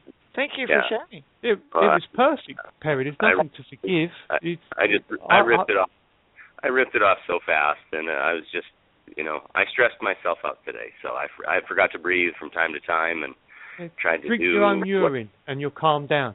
Yeah, have some fun. Make your wine. I can guarantee you, Perry, you'll be laughing. You'll stop worrying and take your shoes off. And if you got a back garden where you live, I do. Well, then take your shoes off and socks off and go and walk on the grass for 10 minutes, and then. You'll know. Just take your shoes off every time you're feeling that anxiety come up. That fucking just let it go. Get your shoes off and go and walk it off on the grass. The grass contains dimethyltryptamine and chlorophyll, and that is the best combination there is. For your feet are porous. This is what it means to bear thy soul to earth. Not pray, not thinking. Just to get your shoes off and walk on the earth. You are bearing your souls. Every organ in the body is connected to the feet. So just walk it off. But you was fine earlier on. That was a pleasure to hear you. What you're speaking and what you wrote down and everything. You're the gentleman that wrote the letter of intent, yeah? And you're preparing it to send it off. Yeah, and there again, I paced today, then I breathed for a little bit, then I paced again. Then of course, coffee. There you go. Quite a bit, It was perfect. It was perfect. Yeah, it was perfect. Whatever you say or whatever any of us say or do now, whatever the heart intent is what is actually being received. It doesn't matter what the words are, but I thought your letter was perfect, and I felt your heart intent, and it was perfect. And I'm glad you shared. Yeah, it was beautiful. Hey, this is Paul. Perry, I want to confirm that you did an outstanding job. Absolutely nothing to be sorry for. I got a great amount of admiration for you for sharing that. Thank you so much. Well, thank you. I got to make them. Yeah. Well, we're going to try it. We're going to send them off tomorrow with the addresses on the back of the envelopes, and I'll keep you all posted as to how this goes. And it's not from my heart, it's not vengeance or anything like that. It's just everyone has a right to electric and water, and this may be the literal, but they agreed to pay, so it's their bill because it's their name on it. So there you go, and let's give her a shot. Yeah, I've been to the water department with that very same argument. Took the law in there with me and all, and got to talk to the finance manager for the whole city, and got nowhere with it. But you're absolutely right. You're absolutely right. Yeah. They agreed to it. They did. I do have a story I'd like to share. However, it has nothing to do with piss. Yeah, I understood that. I apologize. I'm sorry. No I problem. thought it was. Okay. I just ain't quite there yet, but that's okay. I see the benefits from it. Tonight just makes it that much more. I don't know, eager to try, I guess.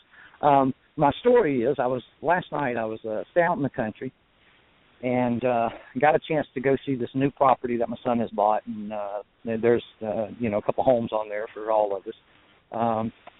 And just really got a chance to be out even deeper into the country and just really sucking it up.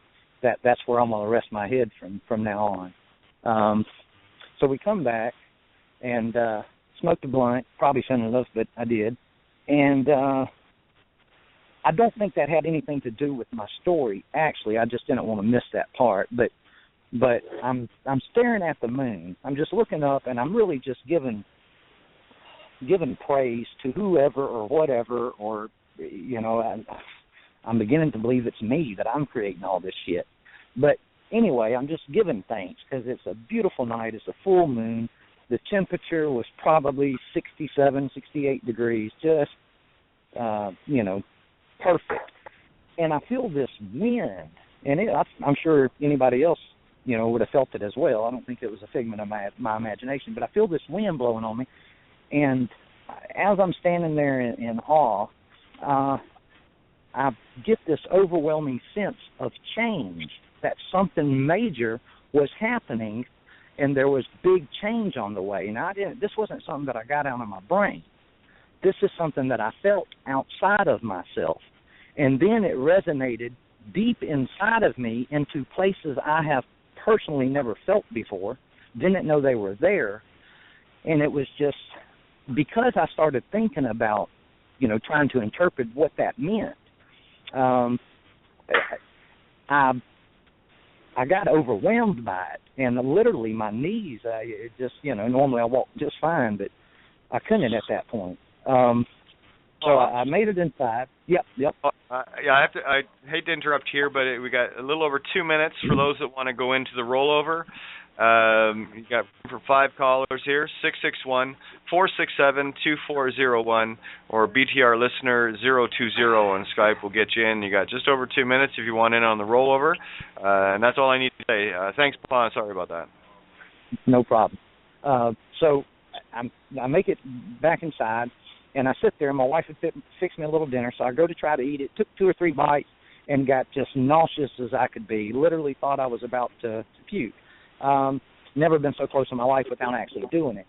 Well, about that time, a pit bull comes in the small home I'm in, and my cats, my dogs, everybody goes crazy. So I get up to try to help with that fiasco. When I stood up, my legs come out from underneath me, and I had to lay down on the couch, which was right beside me. As I'm laying there, I'm feeling like I'm having a battle between life and death, and I don't even want to say that because I'm not sure that's what it was. But something was trying to pull me to the other side, and I was attracted to it. It would have been much easier for me to just close my eyes and let go. Now, again, at this point, I feel like I've been poisoned. I've never been poisoned, so how the hell do you know what it feels like? I don't know, but that's what I thought. I was being poisoned, or had been poisoned, and I thought I was dying. So I was, without even telling my wife, because I didn't want to, put no burdens on her. She's sick and, whatever. She's got enough problems of her own. So I just kind of kept it to myself. And my animals, as soon as I made it on the couch, 3 dogs and a cat jumped up on top of me and got so close to me. I was laying on my side, so 2 of them was leaned up against my chest as much as they could go. And then the dog and the cat was on my ribs. And they just loved me. It was like they knew I was about to die for whatever reason, or knew that them being there would help. So they get on top of me, and literally for the first time in my entire life, I felt for the first time in my life, I felt love. And it was coming from, you know, two chihuahuas, one that's about the same size, I don't know what kind of mutt he is, and, you know, and a small cat. But I felt this incredible amount of love, and it was like the universe was saying, here you go, buddy, this is what you need, get you a dose of this. And I felt it in every fiber of my body. I felt love. And then my son that y'all know as Christian, y'all know him as that because that's what I happen to name him, but he's 10 years old, and he come in there and he said, Dad, he said, I'm going to heal you. And that's something that me and him do to each other all the time. So he lays his hands on my chest, and he says, and I thought this was odd, but he said, at the end of me healing you, I'm going to give you the breath of life. Now, he didn't even know what was going on with me. He just seen me lying on the couch, and that's not something I do. So he does that, whatever that was, and I felt even more love. Now, this coming from a human versus animals, but it was exactly the same, just magnified. And then my wife comes in after the pit bull fiasco, sits down beside me, puts her hand on me, and gave me her love. And for the first time in my life, I experienced tears of joy. I've heard about it my entire life, but as far as I can remember, I've never had tears of joy. I was crying like a titty baby, but it was because of a good thing, not because of a bad thing. And then the feeling of death or whatever, literally it stopped the moment the animals came to me. Now, I still wasn't in great shape. That probably had something to do with the smoking. But I'm glad I had done that because I was able to, you know, go to bed and get a really good night's rest. I wish to God I could remember my dreams, but I can't. But it's the first time I've ever felt love on such a enormous scale. I mean, to say 1,000 times greater than I've ever felt it would be an understatement. I had another point, but I forgot it. Yep. This is wow. What you just described. Very intense. I would not have believed what you're saying except for the experience I had this past Wednesday. And when you described that feeling of love and that healing, I had that very simple, not the same details, but the same, every fiber of my being. I described it as heaven on earth. I've never experienced it in my entire life. So I certainly appreciate what you just shared. Thank you. Thank you. Clay, why don't you jump in there and explain what's going on here, brother? Because Thank you. I talked to Paul about it a little. It's the biorhythm shift. Everyone's feeling it. I've been going through it for 3 years. It's fine. Just relax. You're going to feel it. You'll feel it a few times. The dogs know. The dogs come to you right at the right time. Don't speak to the dogs. Just look what the dogs are telling you with the eyes, and just relax. I mean, you've gone through it, but I'm speaking this for everyone. Anything like this happens, just breathe. The biorhythms are shifting now. We're rising in consciousness. The body must go through this. It's beautiful. This is why you're getting an elevation in bliss afterwards, because you're letting go of the uncertainty. It's just a case of breathing, because we're accelerating and decelerating at the same time. That's what singularity is. It's the push and pull. It's the power of the heart. It's the 4 chambers of the heart. So it feels a little bit like a cardiac, because you're getting. It's the shortness of breath and that. Just let it go. Just let it go. If you've got dogs, get the biorhythm synced in with a dog. I mean, I've gone through this is a story I want to share with people in the flesh. So it's one that I'm saving, but I've just gone through an incredible experience with a dog, and I've healed him over his pain because I had the same pain over the feet. And when I rescued him at 18 months, he wouldn't let me go anywhere near him. And we're talking a big Rottweiler. But I just brought him into the home and just let him be who he wanted to be. Every day he got me up. And now we've gone through the process of healing ourselves. And I finally got him over it. And by laying with him and getting the solar plexus into the synced biorhythm, I took the dog, who's got an even more accelerated lifespan than us. I reduced that accelerated lifespan. I felt it. It just, And anyone that comes round and sees me, I always say, "How old's your dog? What's he? 18 months? 2 years?" He's 8. He'll be 9 in June, and there's not a white hair on him. And he's a Rottweiler, so he's black. And when a pedigree dog gets to 8, 9, they start to decelerate quite rapidly. I've got a baby here that's running around like he's springing around all over the place. He's an athlete, and I keep him that way by just being loving. That's all you got to do. You don't need a veterinarian. If you think you need a veterinarian, you're going to need a veterinarian. That's like saying if you've got medical insurance, you're going to need a doctor. And a doctor means doctor. It means what you've just experienced, Pa, is your toroidal energies coming back to you. It's self-sustaining. You don't need anything from the medical profession.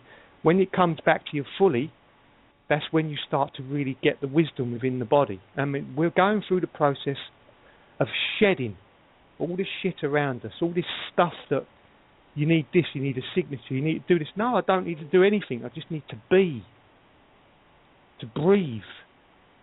And everything starts to come back into how it's meant to be. And everyone will feel this feeling. I've been telling Michael many, many times, I can feel it. I've got the powers of a midwife, if you like. I know that we're going through rebirth because I've gone through it. I've had the full death.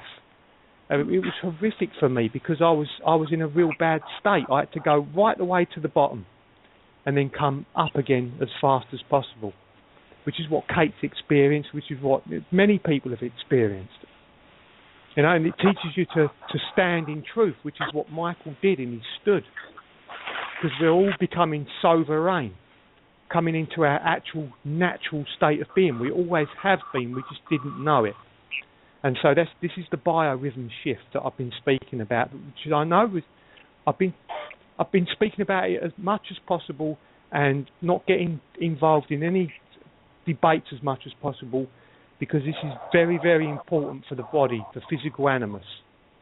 Is to just get into nature. The more that you get your shoes off, the more that you will connect with the core of the earth. Because what you are feeling is the push and pull of the core of the earth. Well, the core of the earth is actually the core within your body, in the centre of your heart.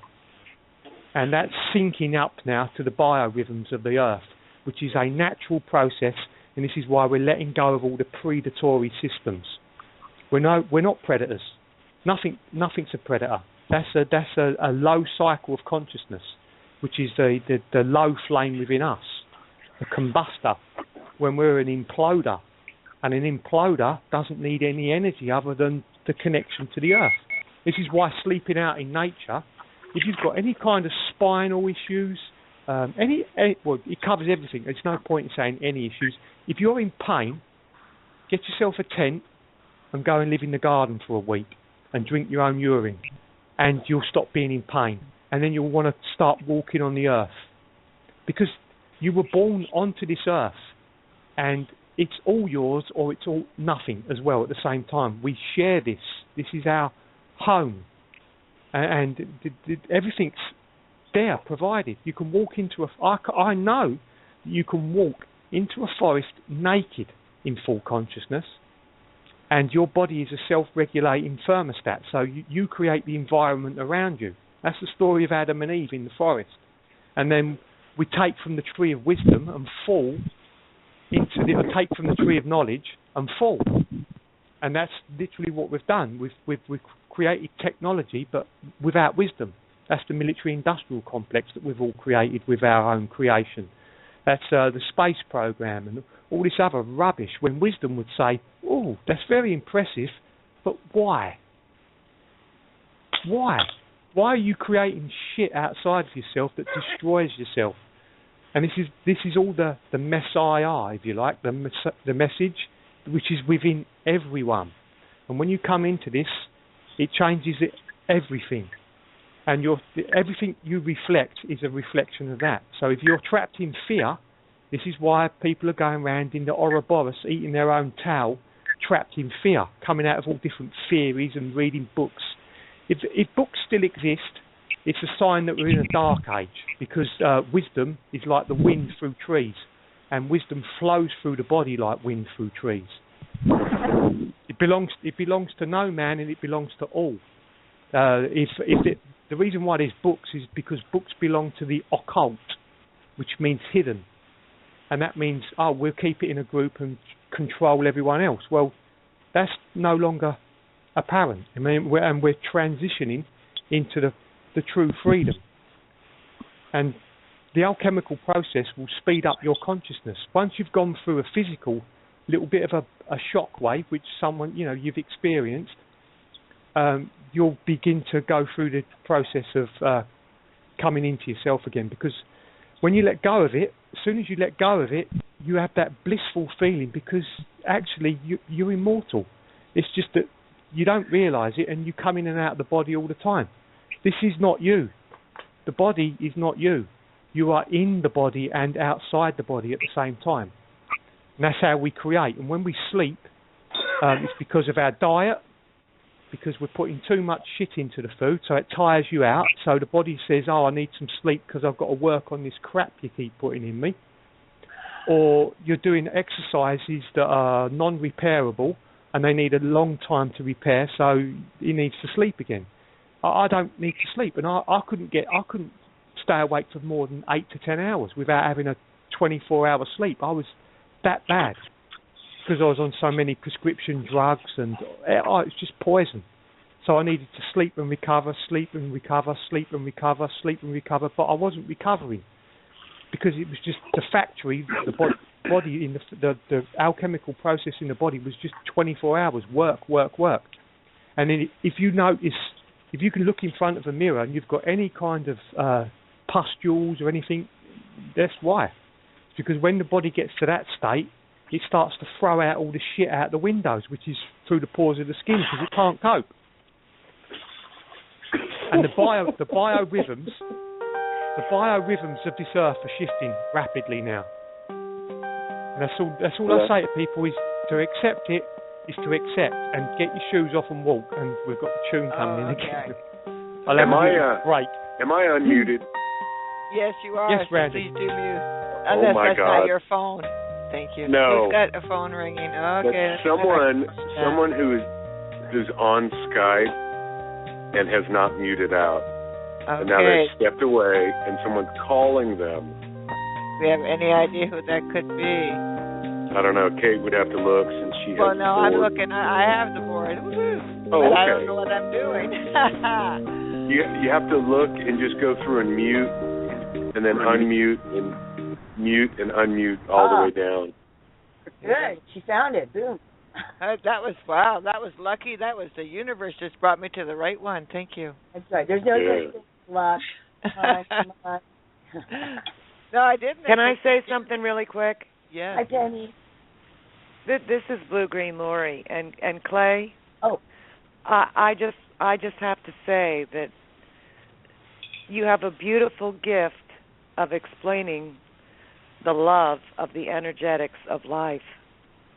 It's breathtaking. I just love you. I just love everyone, and it's a gift that you have, and it's beautiful.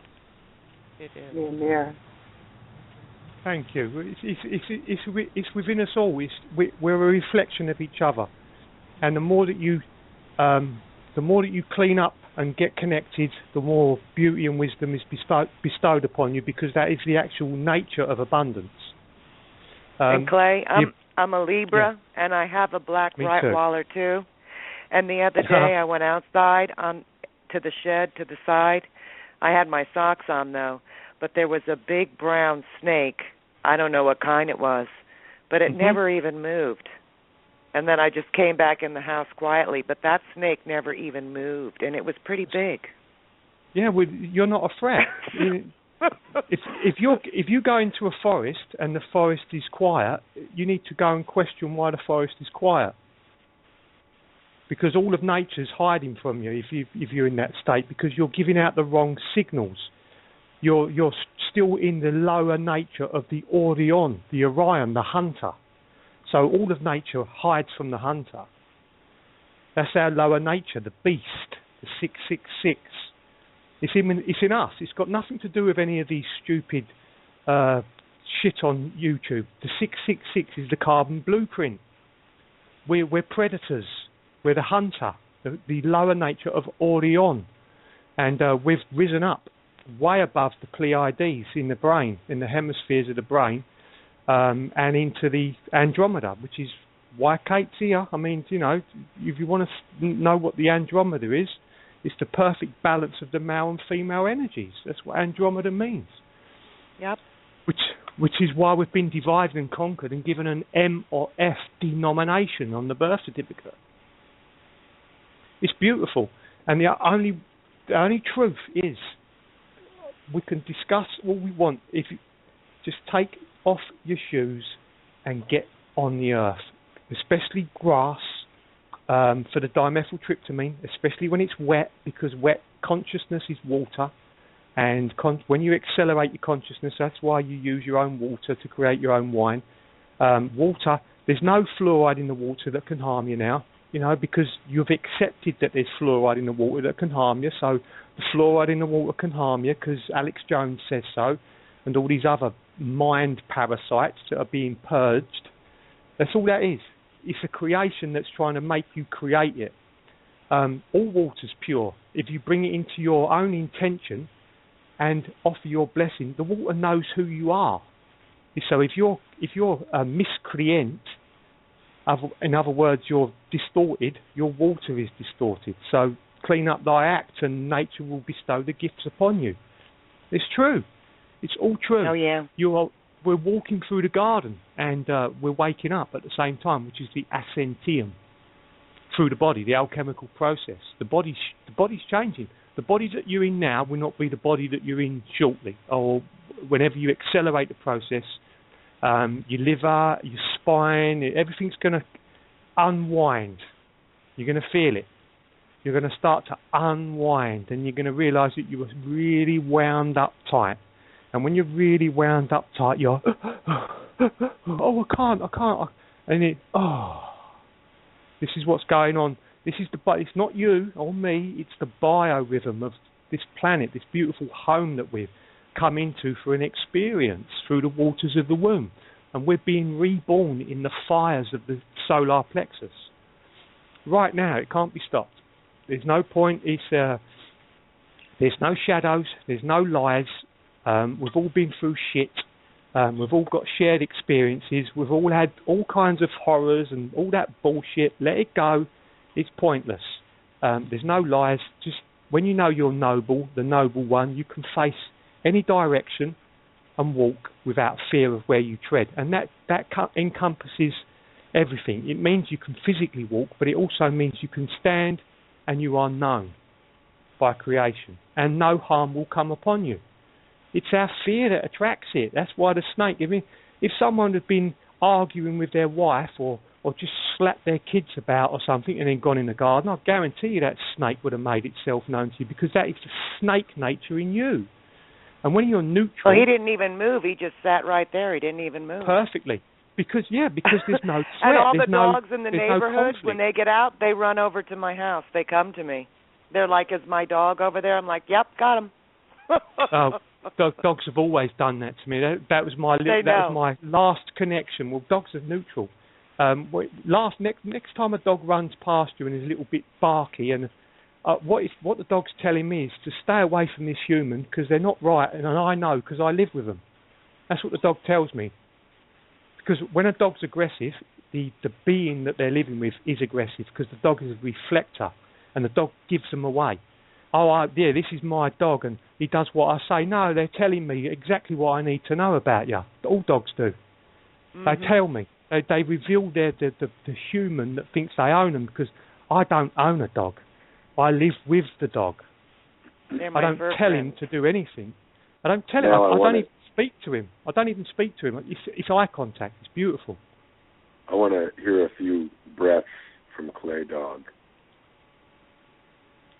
Okay.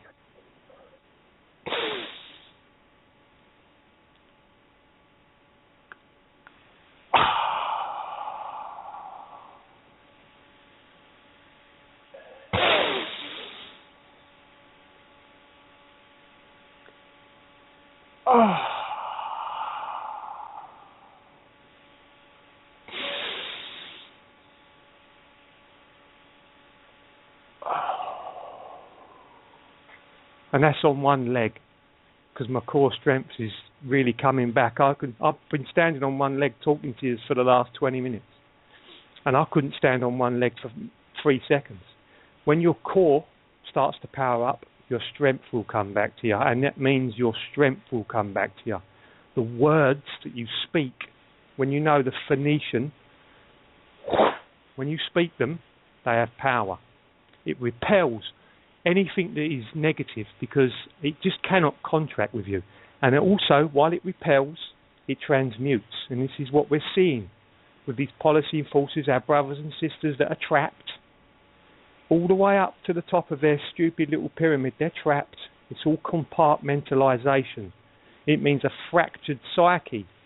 They're our brothers and sisters. They've been programmed to destroy themselves, just like many of us have.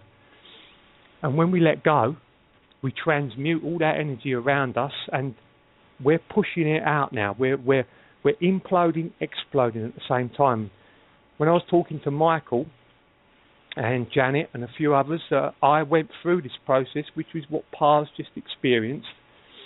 I went through it, and they'll tell you that I experienced, and I was describing it at the same time. I said I'm going through what many would call the death process now. But I'm aware of it, so and it goes like that. That fear goes, because you are already dead and alive at the same time. There's no such word for death. It's consciousness. You're in and out of the body all the time. That's how you create. It's the daydream state. It's our natural state of consciousness. And you're not going to be creating much if you're coming back to the same domicile every 12 hours and watching the same repeat programs at 7 o'clock, 7:30, 8:30, football, blah, blah, blah. Go to sleep because you're fucked. You've been eating food. Get up, repeat. That's Groundhog Day. And that's what we've done to ourselves, tied into a calendar, which is a socially accepted agreement which doesn't exist. You know, you can't show me. Go away with your stupidity. It's Monday, Tuesday, Wednesday. That's an agreement, yeah, but it's now magnetism, because where I'm standing, it's darkness. So I'm in the still magnetic light. Later on, the electricity will come back up, and everything in nature stands to attention. And then when the sun starts to drop again, everything just goes, oh. Sit in a forest and you'll know exactly what I'm speaking about. This is why the night time is so beautiful, and why the darkness, we've been programmed to fear the darkness within. It's creation. It's beautiful. And we're coming back into the biorhythm sync now of this actual consciousness, and it's just a case of letting it go. Because if you can see what I can see now, there's a toroidal energy field going through the body, through the solar plexus. It's working off through the organs, and they're all balancing. Because I've gone through 3 years I've been going through this. I've felt every bone in my body crack and creak, and it's been a horrific experience, but also a cleansing experience, because that's what it's called, the alchemical crown of thorns. When you really start to go through the alchemical process, it literally feels like you've got thorns coming out of you because you're in pain. But that's the shift in the DNA from 666 to 616. But that doesn't mean everyone needs to go through it. I'm just here to explain it, and I'm telling you that it's accelerating, and it's happening fast now. You've all been going through it anyway. It's just that you think it's back pain, or you fibromyalgia and all these other bullshit labels that don't exist. And so what you're doing is you're taking prescript ions and I'm talking in third person, of course, but many people are taking prescript irons because they are being doctored. So you're not taking nature's remedy, which is pure, costs no, there's no fee for it, there's no commerce, you don't have to sign for it, and the alchemical process that many have been feeling, it's natural, but it is painful because that's the alchemical process. It's nature talking to you. When you can regulate your own body, you can isolate pain, and when that's what the walking on the earth does. First, you start with your feet in Pisces. You overcome Pisces, and you're working your way all the way up. How many people have got a phobia about, oh God, walk in the forest, I don't know what I'm going to tread in. Some people don't even walk around the home in bare feet. That's how afflicted you are, because you're frightened of what you're going to tread in. But that's because you're frightened of what you're going to tread in. You're creating it. No one else is creating it. Is anyone else around you throwing tacks on the floor? Your mind is doing it. You're afflicted. So when you let go of the afflictions, you're no longer fixated by your fixations. And I've proved it. Michael, I've been speaking to Michael for enough times now, and I'll go out and I proved it to myself. It was the last stage for me, really. This is when I come to the table. A couple of days after that, I went and spoke to some people with heart and a couple of junkies that were in pain, and I've had a massive effect on those because it was non-confrontational. I just stood in heart space, and they were like, wow. And this is when a confirmation to me, because when they responded to me, they referred to me as Clay. I mean, that's not the legal name. So I've taken the name of the dog that I rescued from miscreants, and so now I'm Clay and Clay Dog. So that's what people refer to me as, because it's not me. It's just a way to reference me from a distance. But when you get to the true knowing, you don't even need to do that. You just have to know, and someone will come into your aura. When you go into nature and you really connect, I just go to ground. When I get into the forest, I just go to ground, which I like, go down low, and I just hear all of nature. And it's incredible. It's incredible. I've picked up the detection. I've looked at Clay and I said, yep, I felt, yep, we'll see her in a minute.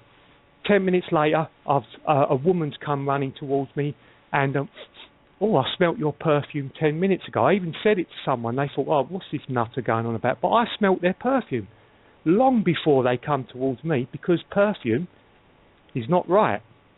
I can smell the perfumes of nature. So when you can smell an abhorrence like a Chanel or something like this, ugh. I like the smell of a woman, and I like the smell of myself, the alchemical process now, the chemistry that you make.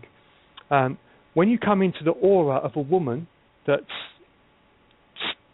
spiritually, physically correct with you, which means the right woman to create with, to have a child with, there's a chemistry there. It's a pheromone. It's natural. That's why we know who are the correct partners for us, because it's the chemical process, just exactly how trees mate and how plants get together, because they know the chemical process is just right, and yeah, that'll make a lovely child. Yeah, that's a correct spiritual experience, and so you know, and that's beyond words. But we've been objectifying ourselves. Everyone thinks or been programmed that you've got to look like, from the 50s, John Wayne or the famous starlet. So everyone thinks that, well, I don't add up to that, then I'm not wanted. But that's overlooking the actual alchemical process that's going on in the body. Just get within someone's aura and you know whether that's right or not. It's beautiful. And nature really starts to reveal. If you can show that you're worthy or response able, get ready. That's all I'm saying. But get your shoes off, get your water in, create your own wine, and you'll go through the process of this so much faster, because it's here. And I'm here to just speak the truth. That's it. Do it now. It's natural. Beautiful moon out there. Yeah, and the moon's changed in consciousness as well. The moon's not serving the same purpose the moon used to. Definitely not. Yeah. The other night, shifted. I was speaking with Michael, and I started laughing. He was talking, and I started laughing. And he said, "What?" And I said, "I just saw a cloud go behind the moon." And it was just, there's no way. I mean, it went behind them. It went behind the fucking moon. I know it did. There's no way. Yeah. I mean, the program, and I just took it that the programs aren't working with me like they used to anymore. Well, because when I we're in said the that earlier, cycle. what I had said was I wanted to hear Clay Dog breathing. Oh, because he's upside down on his back. Snoring. I feel a connection with you, and I'm sure we all do here now. And I just wanted to connect with him and tell him I love him as well. He knows. And I'll shut up because you're on a conscious roll, and I'm going to shut my ass up and go outside again. Love you. Love you. That's Baloo the Bear in my story. Randy Ram, Baloo the Bear in the Jungle Book. He always comes in at the right time. It Done gives it you for a me chance. many times. Gives you a chance to take a sip of whatever and a breath, and to invite anybody else who might have a question for Clay, because it's rare that we get to question Clay. So does anybody here who's on the board have a question for Clay? I think it was masterful how you described the world, and I really could feel it. And a lot of your ideas are far from where I stand now, but I synchronize with many of them because I understand them, and looking forward to that transition that's happening now. Thank you so much. That was just beautiful. It's Lots of beautiful. love, brother. Appreciate it so much, Clay. Just really appreciate it. It's beautiful. I know that I have someone who makes themselves the earthen pits because I have had, back issues, and she was telling me, have your husband dig yourself a big hole in your yard in the back, and she says, dig it down, make a nice dirt pit, and then just lay in it and cover yourself up. And so you've encouraged me and to follow through with that. It sounds delightful, just reconnecting with nature. And let go of the fear of, oh my God, who's watching? I can tell you now that your mother and father are watching you, and so get right with yourself. And that's a beautiful, beautiful way, because you will bring all the mineralis into the body. All these stupid, there's 12 salts and all that crap. It's in the earth. If it requires commerce, it's Luciferian. So, and that's all I'm saying. It's free. Free. We are free. Of course it's provided. We created it. If it grows on the branch, comes from the earth, it's natural. It's beautiful. I mean, there's nothing wrong with technology, but the technology we've got at the moment is a combustor, and it's the carbon blueprint. And say goodbye to that. It's on its way out. It's a busted flush, as far as I'm concerned. And that earthing, what you've just described, is a fantastic way. Doc showed me it. Cats have showed me it. The neighbours' cats, or not the neighbour, the neighbours who think they own cats, they come to me at all hours and show me stuff. I have a relationship with every cat where I walk. They stop and catch their eyes, and there's no words. And I used to be, and I remember I've got a Rottweiler on a lead as well with me, walking around. There's no issue there now. He's a pussy cat himself. He'll come up and sniff the cats, and the cats are coming back. And really, the energies. There's been a little. I laugh sometimes because I say, there's a disturbance in the force when you hear a couple of cats kicking off. But they come up to my window and scratching at the underneath the window, and they're talking to me all night. If I'm laying in bed, because I don't really sleep, but I go in to lay on the bed. I've got a big heavy foam mattress. I just strip off, and I'm in the now. And beautiful. You've got to experience it. it gets to the point, China, where you are at loss of words, because then when the higher consciousness, with the language is an actual limitation compared to full expression. It was a lot of languages have been forced on us, like Christianity was by the sword. We're empaths. You're not hearing the trees talking, but I can hear the trees speaking, and there's a difference. I can go into the trees and I can just get a reflection of sunlight and a wind gust, and I'll go, wow. And then I'll go. By the time I've got home, I'm something else has come to me, because it's a gift of wisdom. You get into the trees, and the wisdom comes through the breeze in the trees, in the leaves. And especially if you've got a nice long meadow to look at, if you want to know the nature, how the nature's actually coming back through the well springs, which are the ley lines. Ley lines are actually a wellspring. There's a spiral toroidal energy coming out of the ley lines. This is why the churches have all been put in specific areas where they cross. Well, they're just the arteries and the veins and the systems within the body that are exactly the same as the systems within the earth. It's just that the earth has got many wounds and a heart chakra. And all rivers are creation. The kunti, that's what the river is. That's why the word kunt or cunt has been used as a malefic term, but it's not. It's the complete opposite. We've just passed through kunti. You know, that's the letting go of all that compression that people have been feeling, unwinding within yourself, and then you're into the full creation. And that's perfect. It's perfect advice. If you've got, especially spinals, kidneys, any kind of rheumatoid arthritis, fibromyalgia is in the mind. So once you let go of that, the fibromyalgia lets go. And cancer is a curse in your mind. You give it to yourself by adopting the concept of cancer. So what you do is you actually, you've trusted some insane maniac who doesn't know who they are, who's been in a university and full of people who don't know who they are, and they've all adopted the academic system of, debating and so you go there and they take a sample from you and they say, "Oh, I'm sorry, you've got this." So you go home with that curse. You're taking it on. In modern day sorcery. Exactly, mind over matter, and when it does, you control that, but we've accepted it as a norm, and it's not. This is how AIDS works.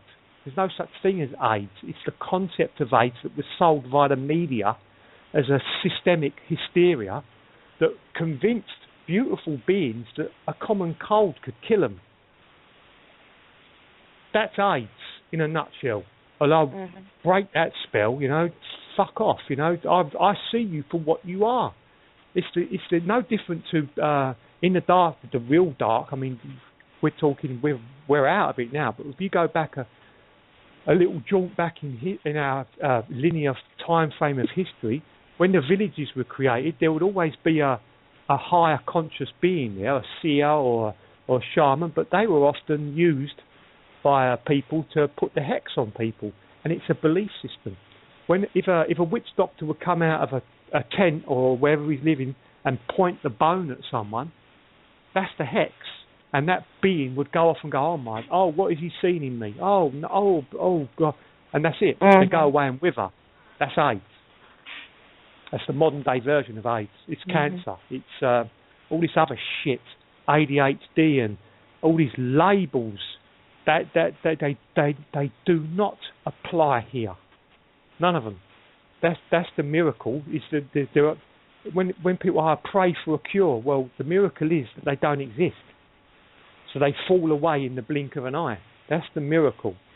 Is that all illness is created within our acceptance of the system that we're in, the medical profession. It's ridiculous. And if any kind of illness that we've adopted, we can change it rapidly just by the heart and our minds, and connecting with Earth, because yes, the body is an alchemical suit, so there are chemicals within the Earth, of course, provided by the Earth and consciousness to keep the suit in a full tip-top condition. But we've turned away from it. We've denied ourselves of ourselves, and that earthing process, wonderful.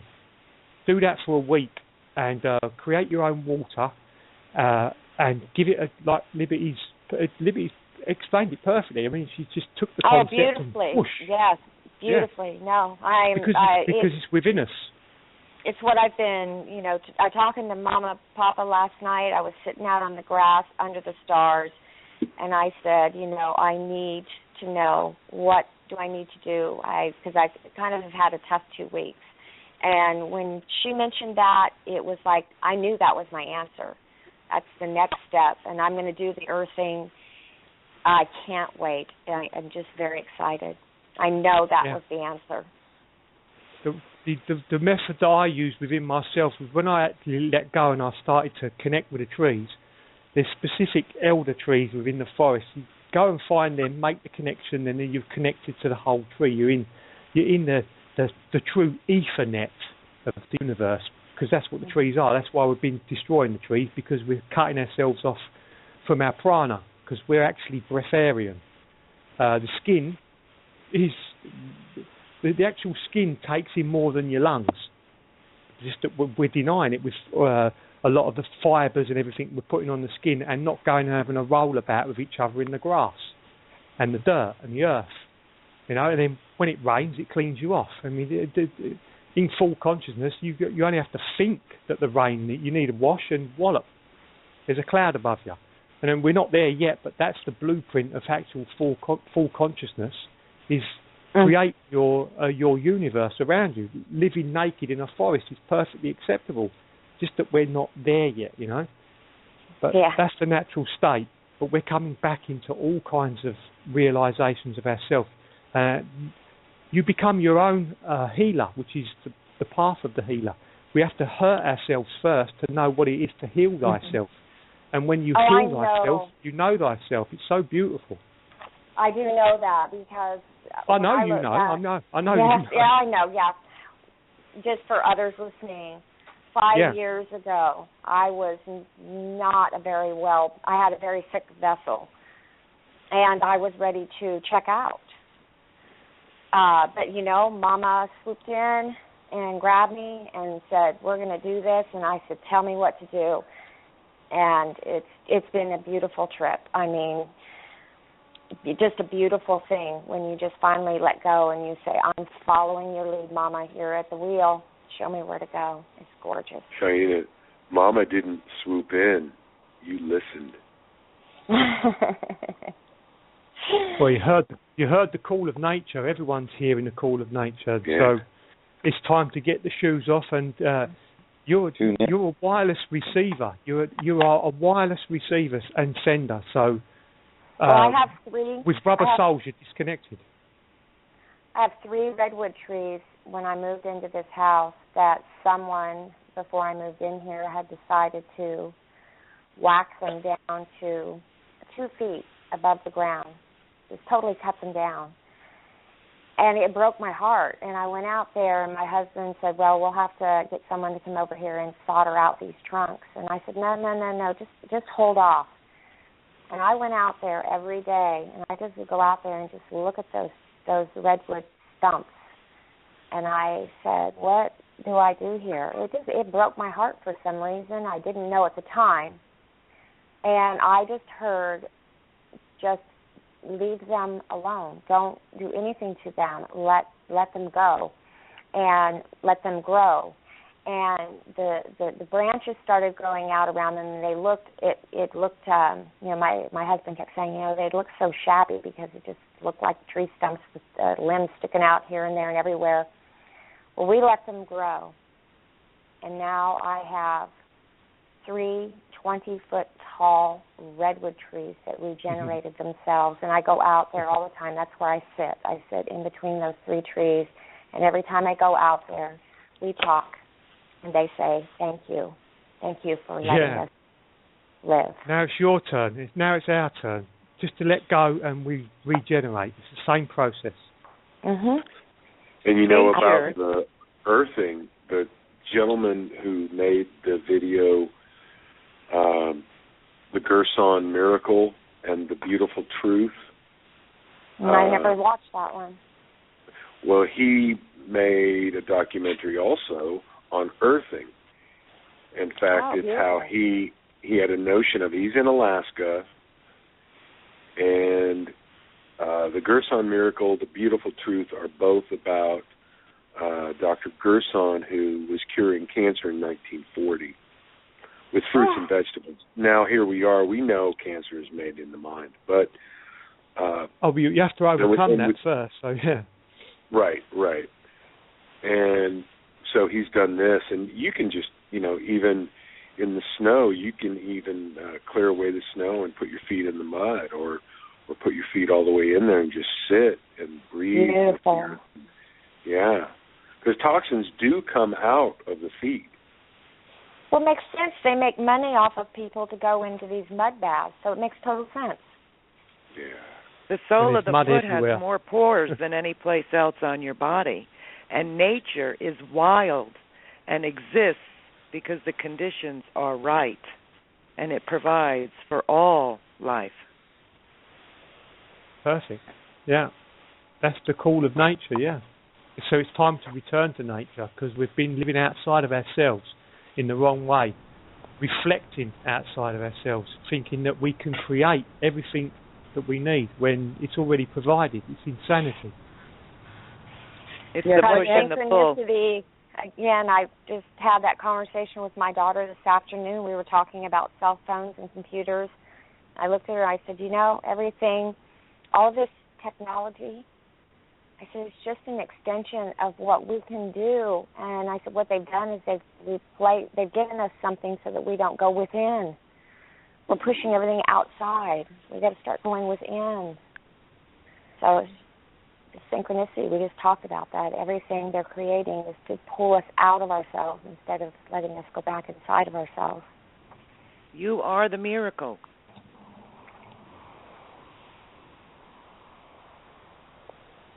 Yes, we are. And about the shoes, I realized what animal in the wild wears shoes? Mm-hmm. Good one. Or clothing. Or cooks food at a campfire. Yeah, in the wild. I know people dress their poor animals up. I would never do that, but yeah. I mean, just, that's why I look to nature for a lot of things, because they have it. They know it. That's what Clay taught me. He taught me to, he runs through the forest at full pelt and there's never a problem. And I was looking at him and thinking, I remember doing that when I was really young, before they dragged me off to the school. Because I lived in a really horrible place, but I was blessed that you come out of it outside and it was a golf course with a wild park next to it. So I used to go through the golf course and into the wild park, and I remember running through those bushes, over thorns, and never anything coming of me, never any harm. And then just forgetting that, and then I woke up about 35 years later and let go of the fear again, because it's the fear that we adopt. It's here, have this contract. It's like, and the weight gets put on until you just realise that actually the burden that I've got on myself is not, you just let it go. It's not a case of bearing other people's crosses and all this sympathy, because sympathy it's not right. Compassion and truth is the way forward, But just let go of it. And the process of taking your shoes off and walking on the earth will do all of that for you. It's really that simple. There is no other purpose for that other than just getting your shoes off and walking. And by the time you've done it for just a few days, because this is, I can tell you, I know that this is, we're accelerating it. We're coming in as well. They're accelerating, decelerating. And that's what people are feeling.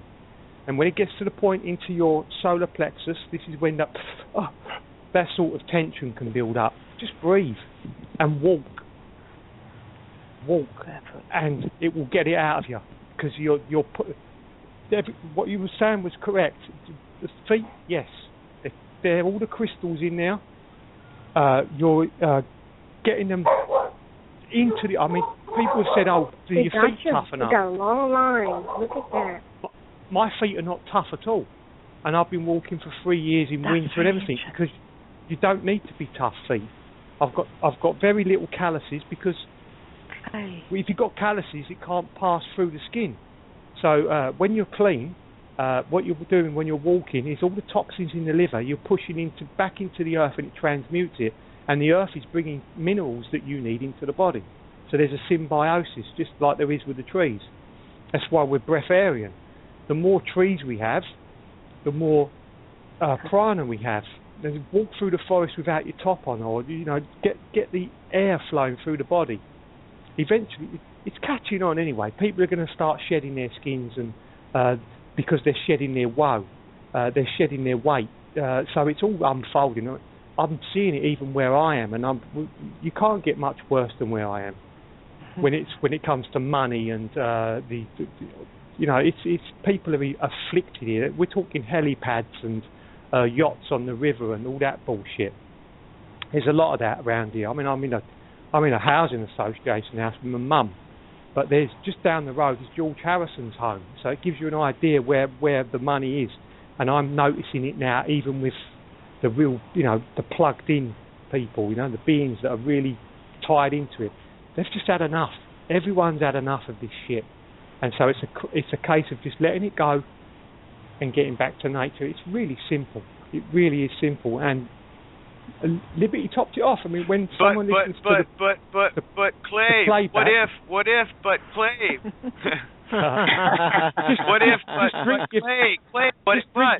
but what if? Ain't that fun? That's fun shit, eh? I just wanted to jump in at the tail end here to say hi to you guys. Did you have fun? I had fun tonight. Did you guys have fun tonight? Yes. Yeah, brilliant. Beautiful. Will you come and play with me tomorrow night? Oh, yeah. Okay, we'll play tomorrow night. So bring some playtime stories, because we love those so much at this table. Every night's a victory. Have you noticed? Oh, it's beautiful. Gems. Getting better. Every night, man. Think about that. Do you remember the days when, wow, it's been 3 months, but we had a victory, yeah. And then you hear these guys like the opt people, we had a victory, we get one every 6 months, and then it gets quashed, right? Okay, well, that's exciting. Are you bored with victory every night, or are you okay with that, boys and girls? Because I really like it. Great job. I love it. I loved your story at the court with the judge with the tartan leggings. That was such a great image. It's like, woohoo, look at that go. Oh, it was the judge's leggings. I didn't that. Yeah, Rob and I were standing at the clerk's window getting the information for private prosecution. So I want to see what are their rules. And then I turned around and this judge lady was walking up. And the first thing I noticed, of course, were these hot tartan leggings underneath the robe. I'm thinking there's a judge that accessorizes properly, So anyway, so I look over my shoulder, and I just said, "Oh, love the leggings." And she took her sack to Clay, and she looked up. "Oh, thanks." "Oh, yeah, sorry, I was a little distracted." I said, "Yeah, thanks." And then of course, easy to recognize out front, having a smoke, so we just decided to have a smoke with her, sort of, as I was talking to Rob and third party talking to her as she was reading Babylon Has Fallen, nodding her head. Oh, she was reading Babylon Has Fallen? Yes, it was brilliant. Yeah, me too. I missed that. Me too, maybe 3 feet away from her, yeah. Can you imagine reading Babylon Has Fallen and I'm standing right there? Oh, my gosh. Talk about contract, huh? Miraculous. Hold Excalibur for me. Yeah, please. That's perfect, Clay. Oh, it was fun. We had a good time. Katie had her dancing shoes on. I love going dancing, so, you know what's really funny?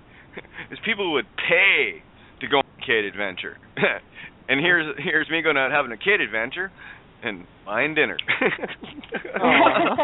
Right on. I love it.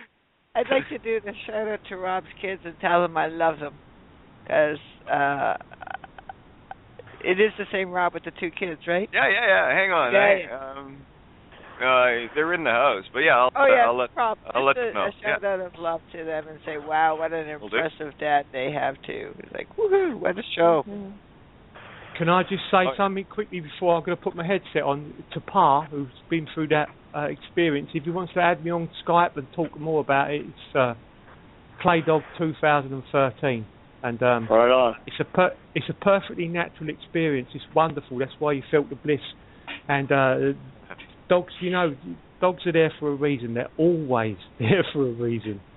And what they did is they just centered you a little bit, and then the correctness came in. And you're around beautiful beings all the time, and it's beautiful. So if you want to talk about it anymore, and if you're coming into the process of about using your own waters and accelerating the consciousness, I'll happily go through it with you. But I'm going to mute out and charge this headset for a group call later on. So lots of love, everyone.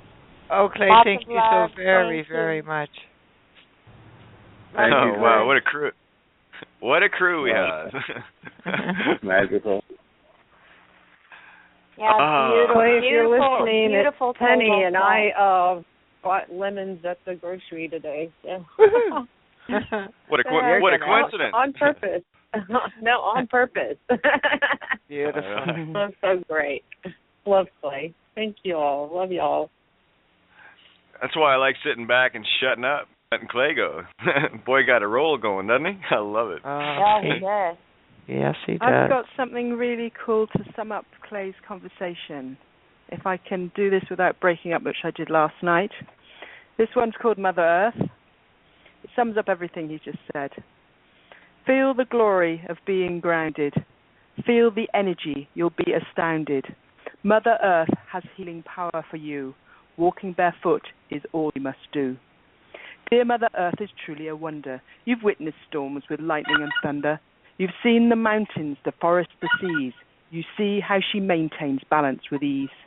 Nature is perfect. There's never a struggle for flowers to blossom, and birds have no trouble to set out and fly from way north to south, and no wild animals have to live hand to mouth.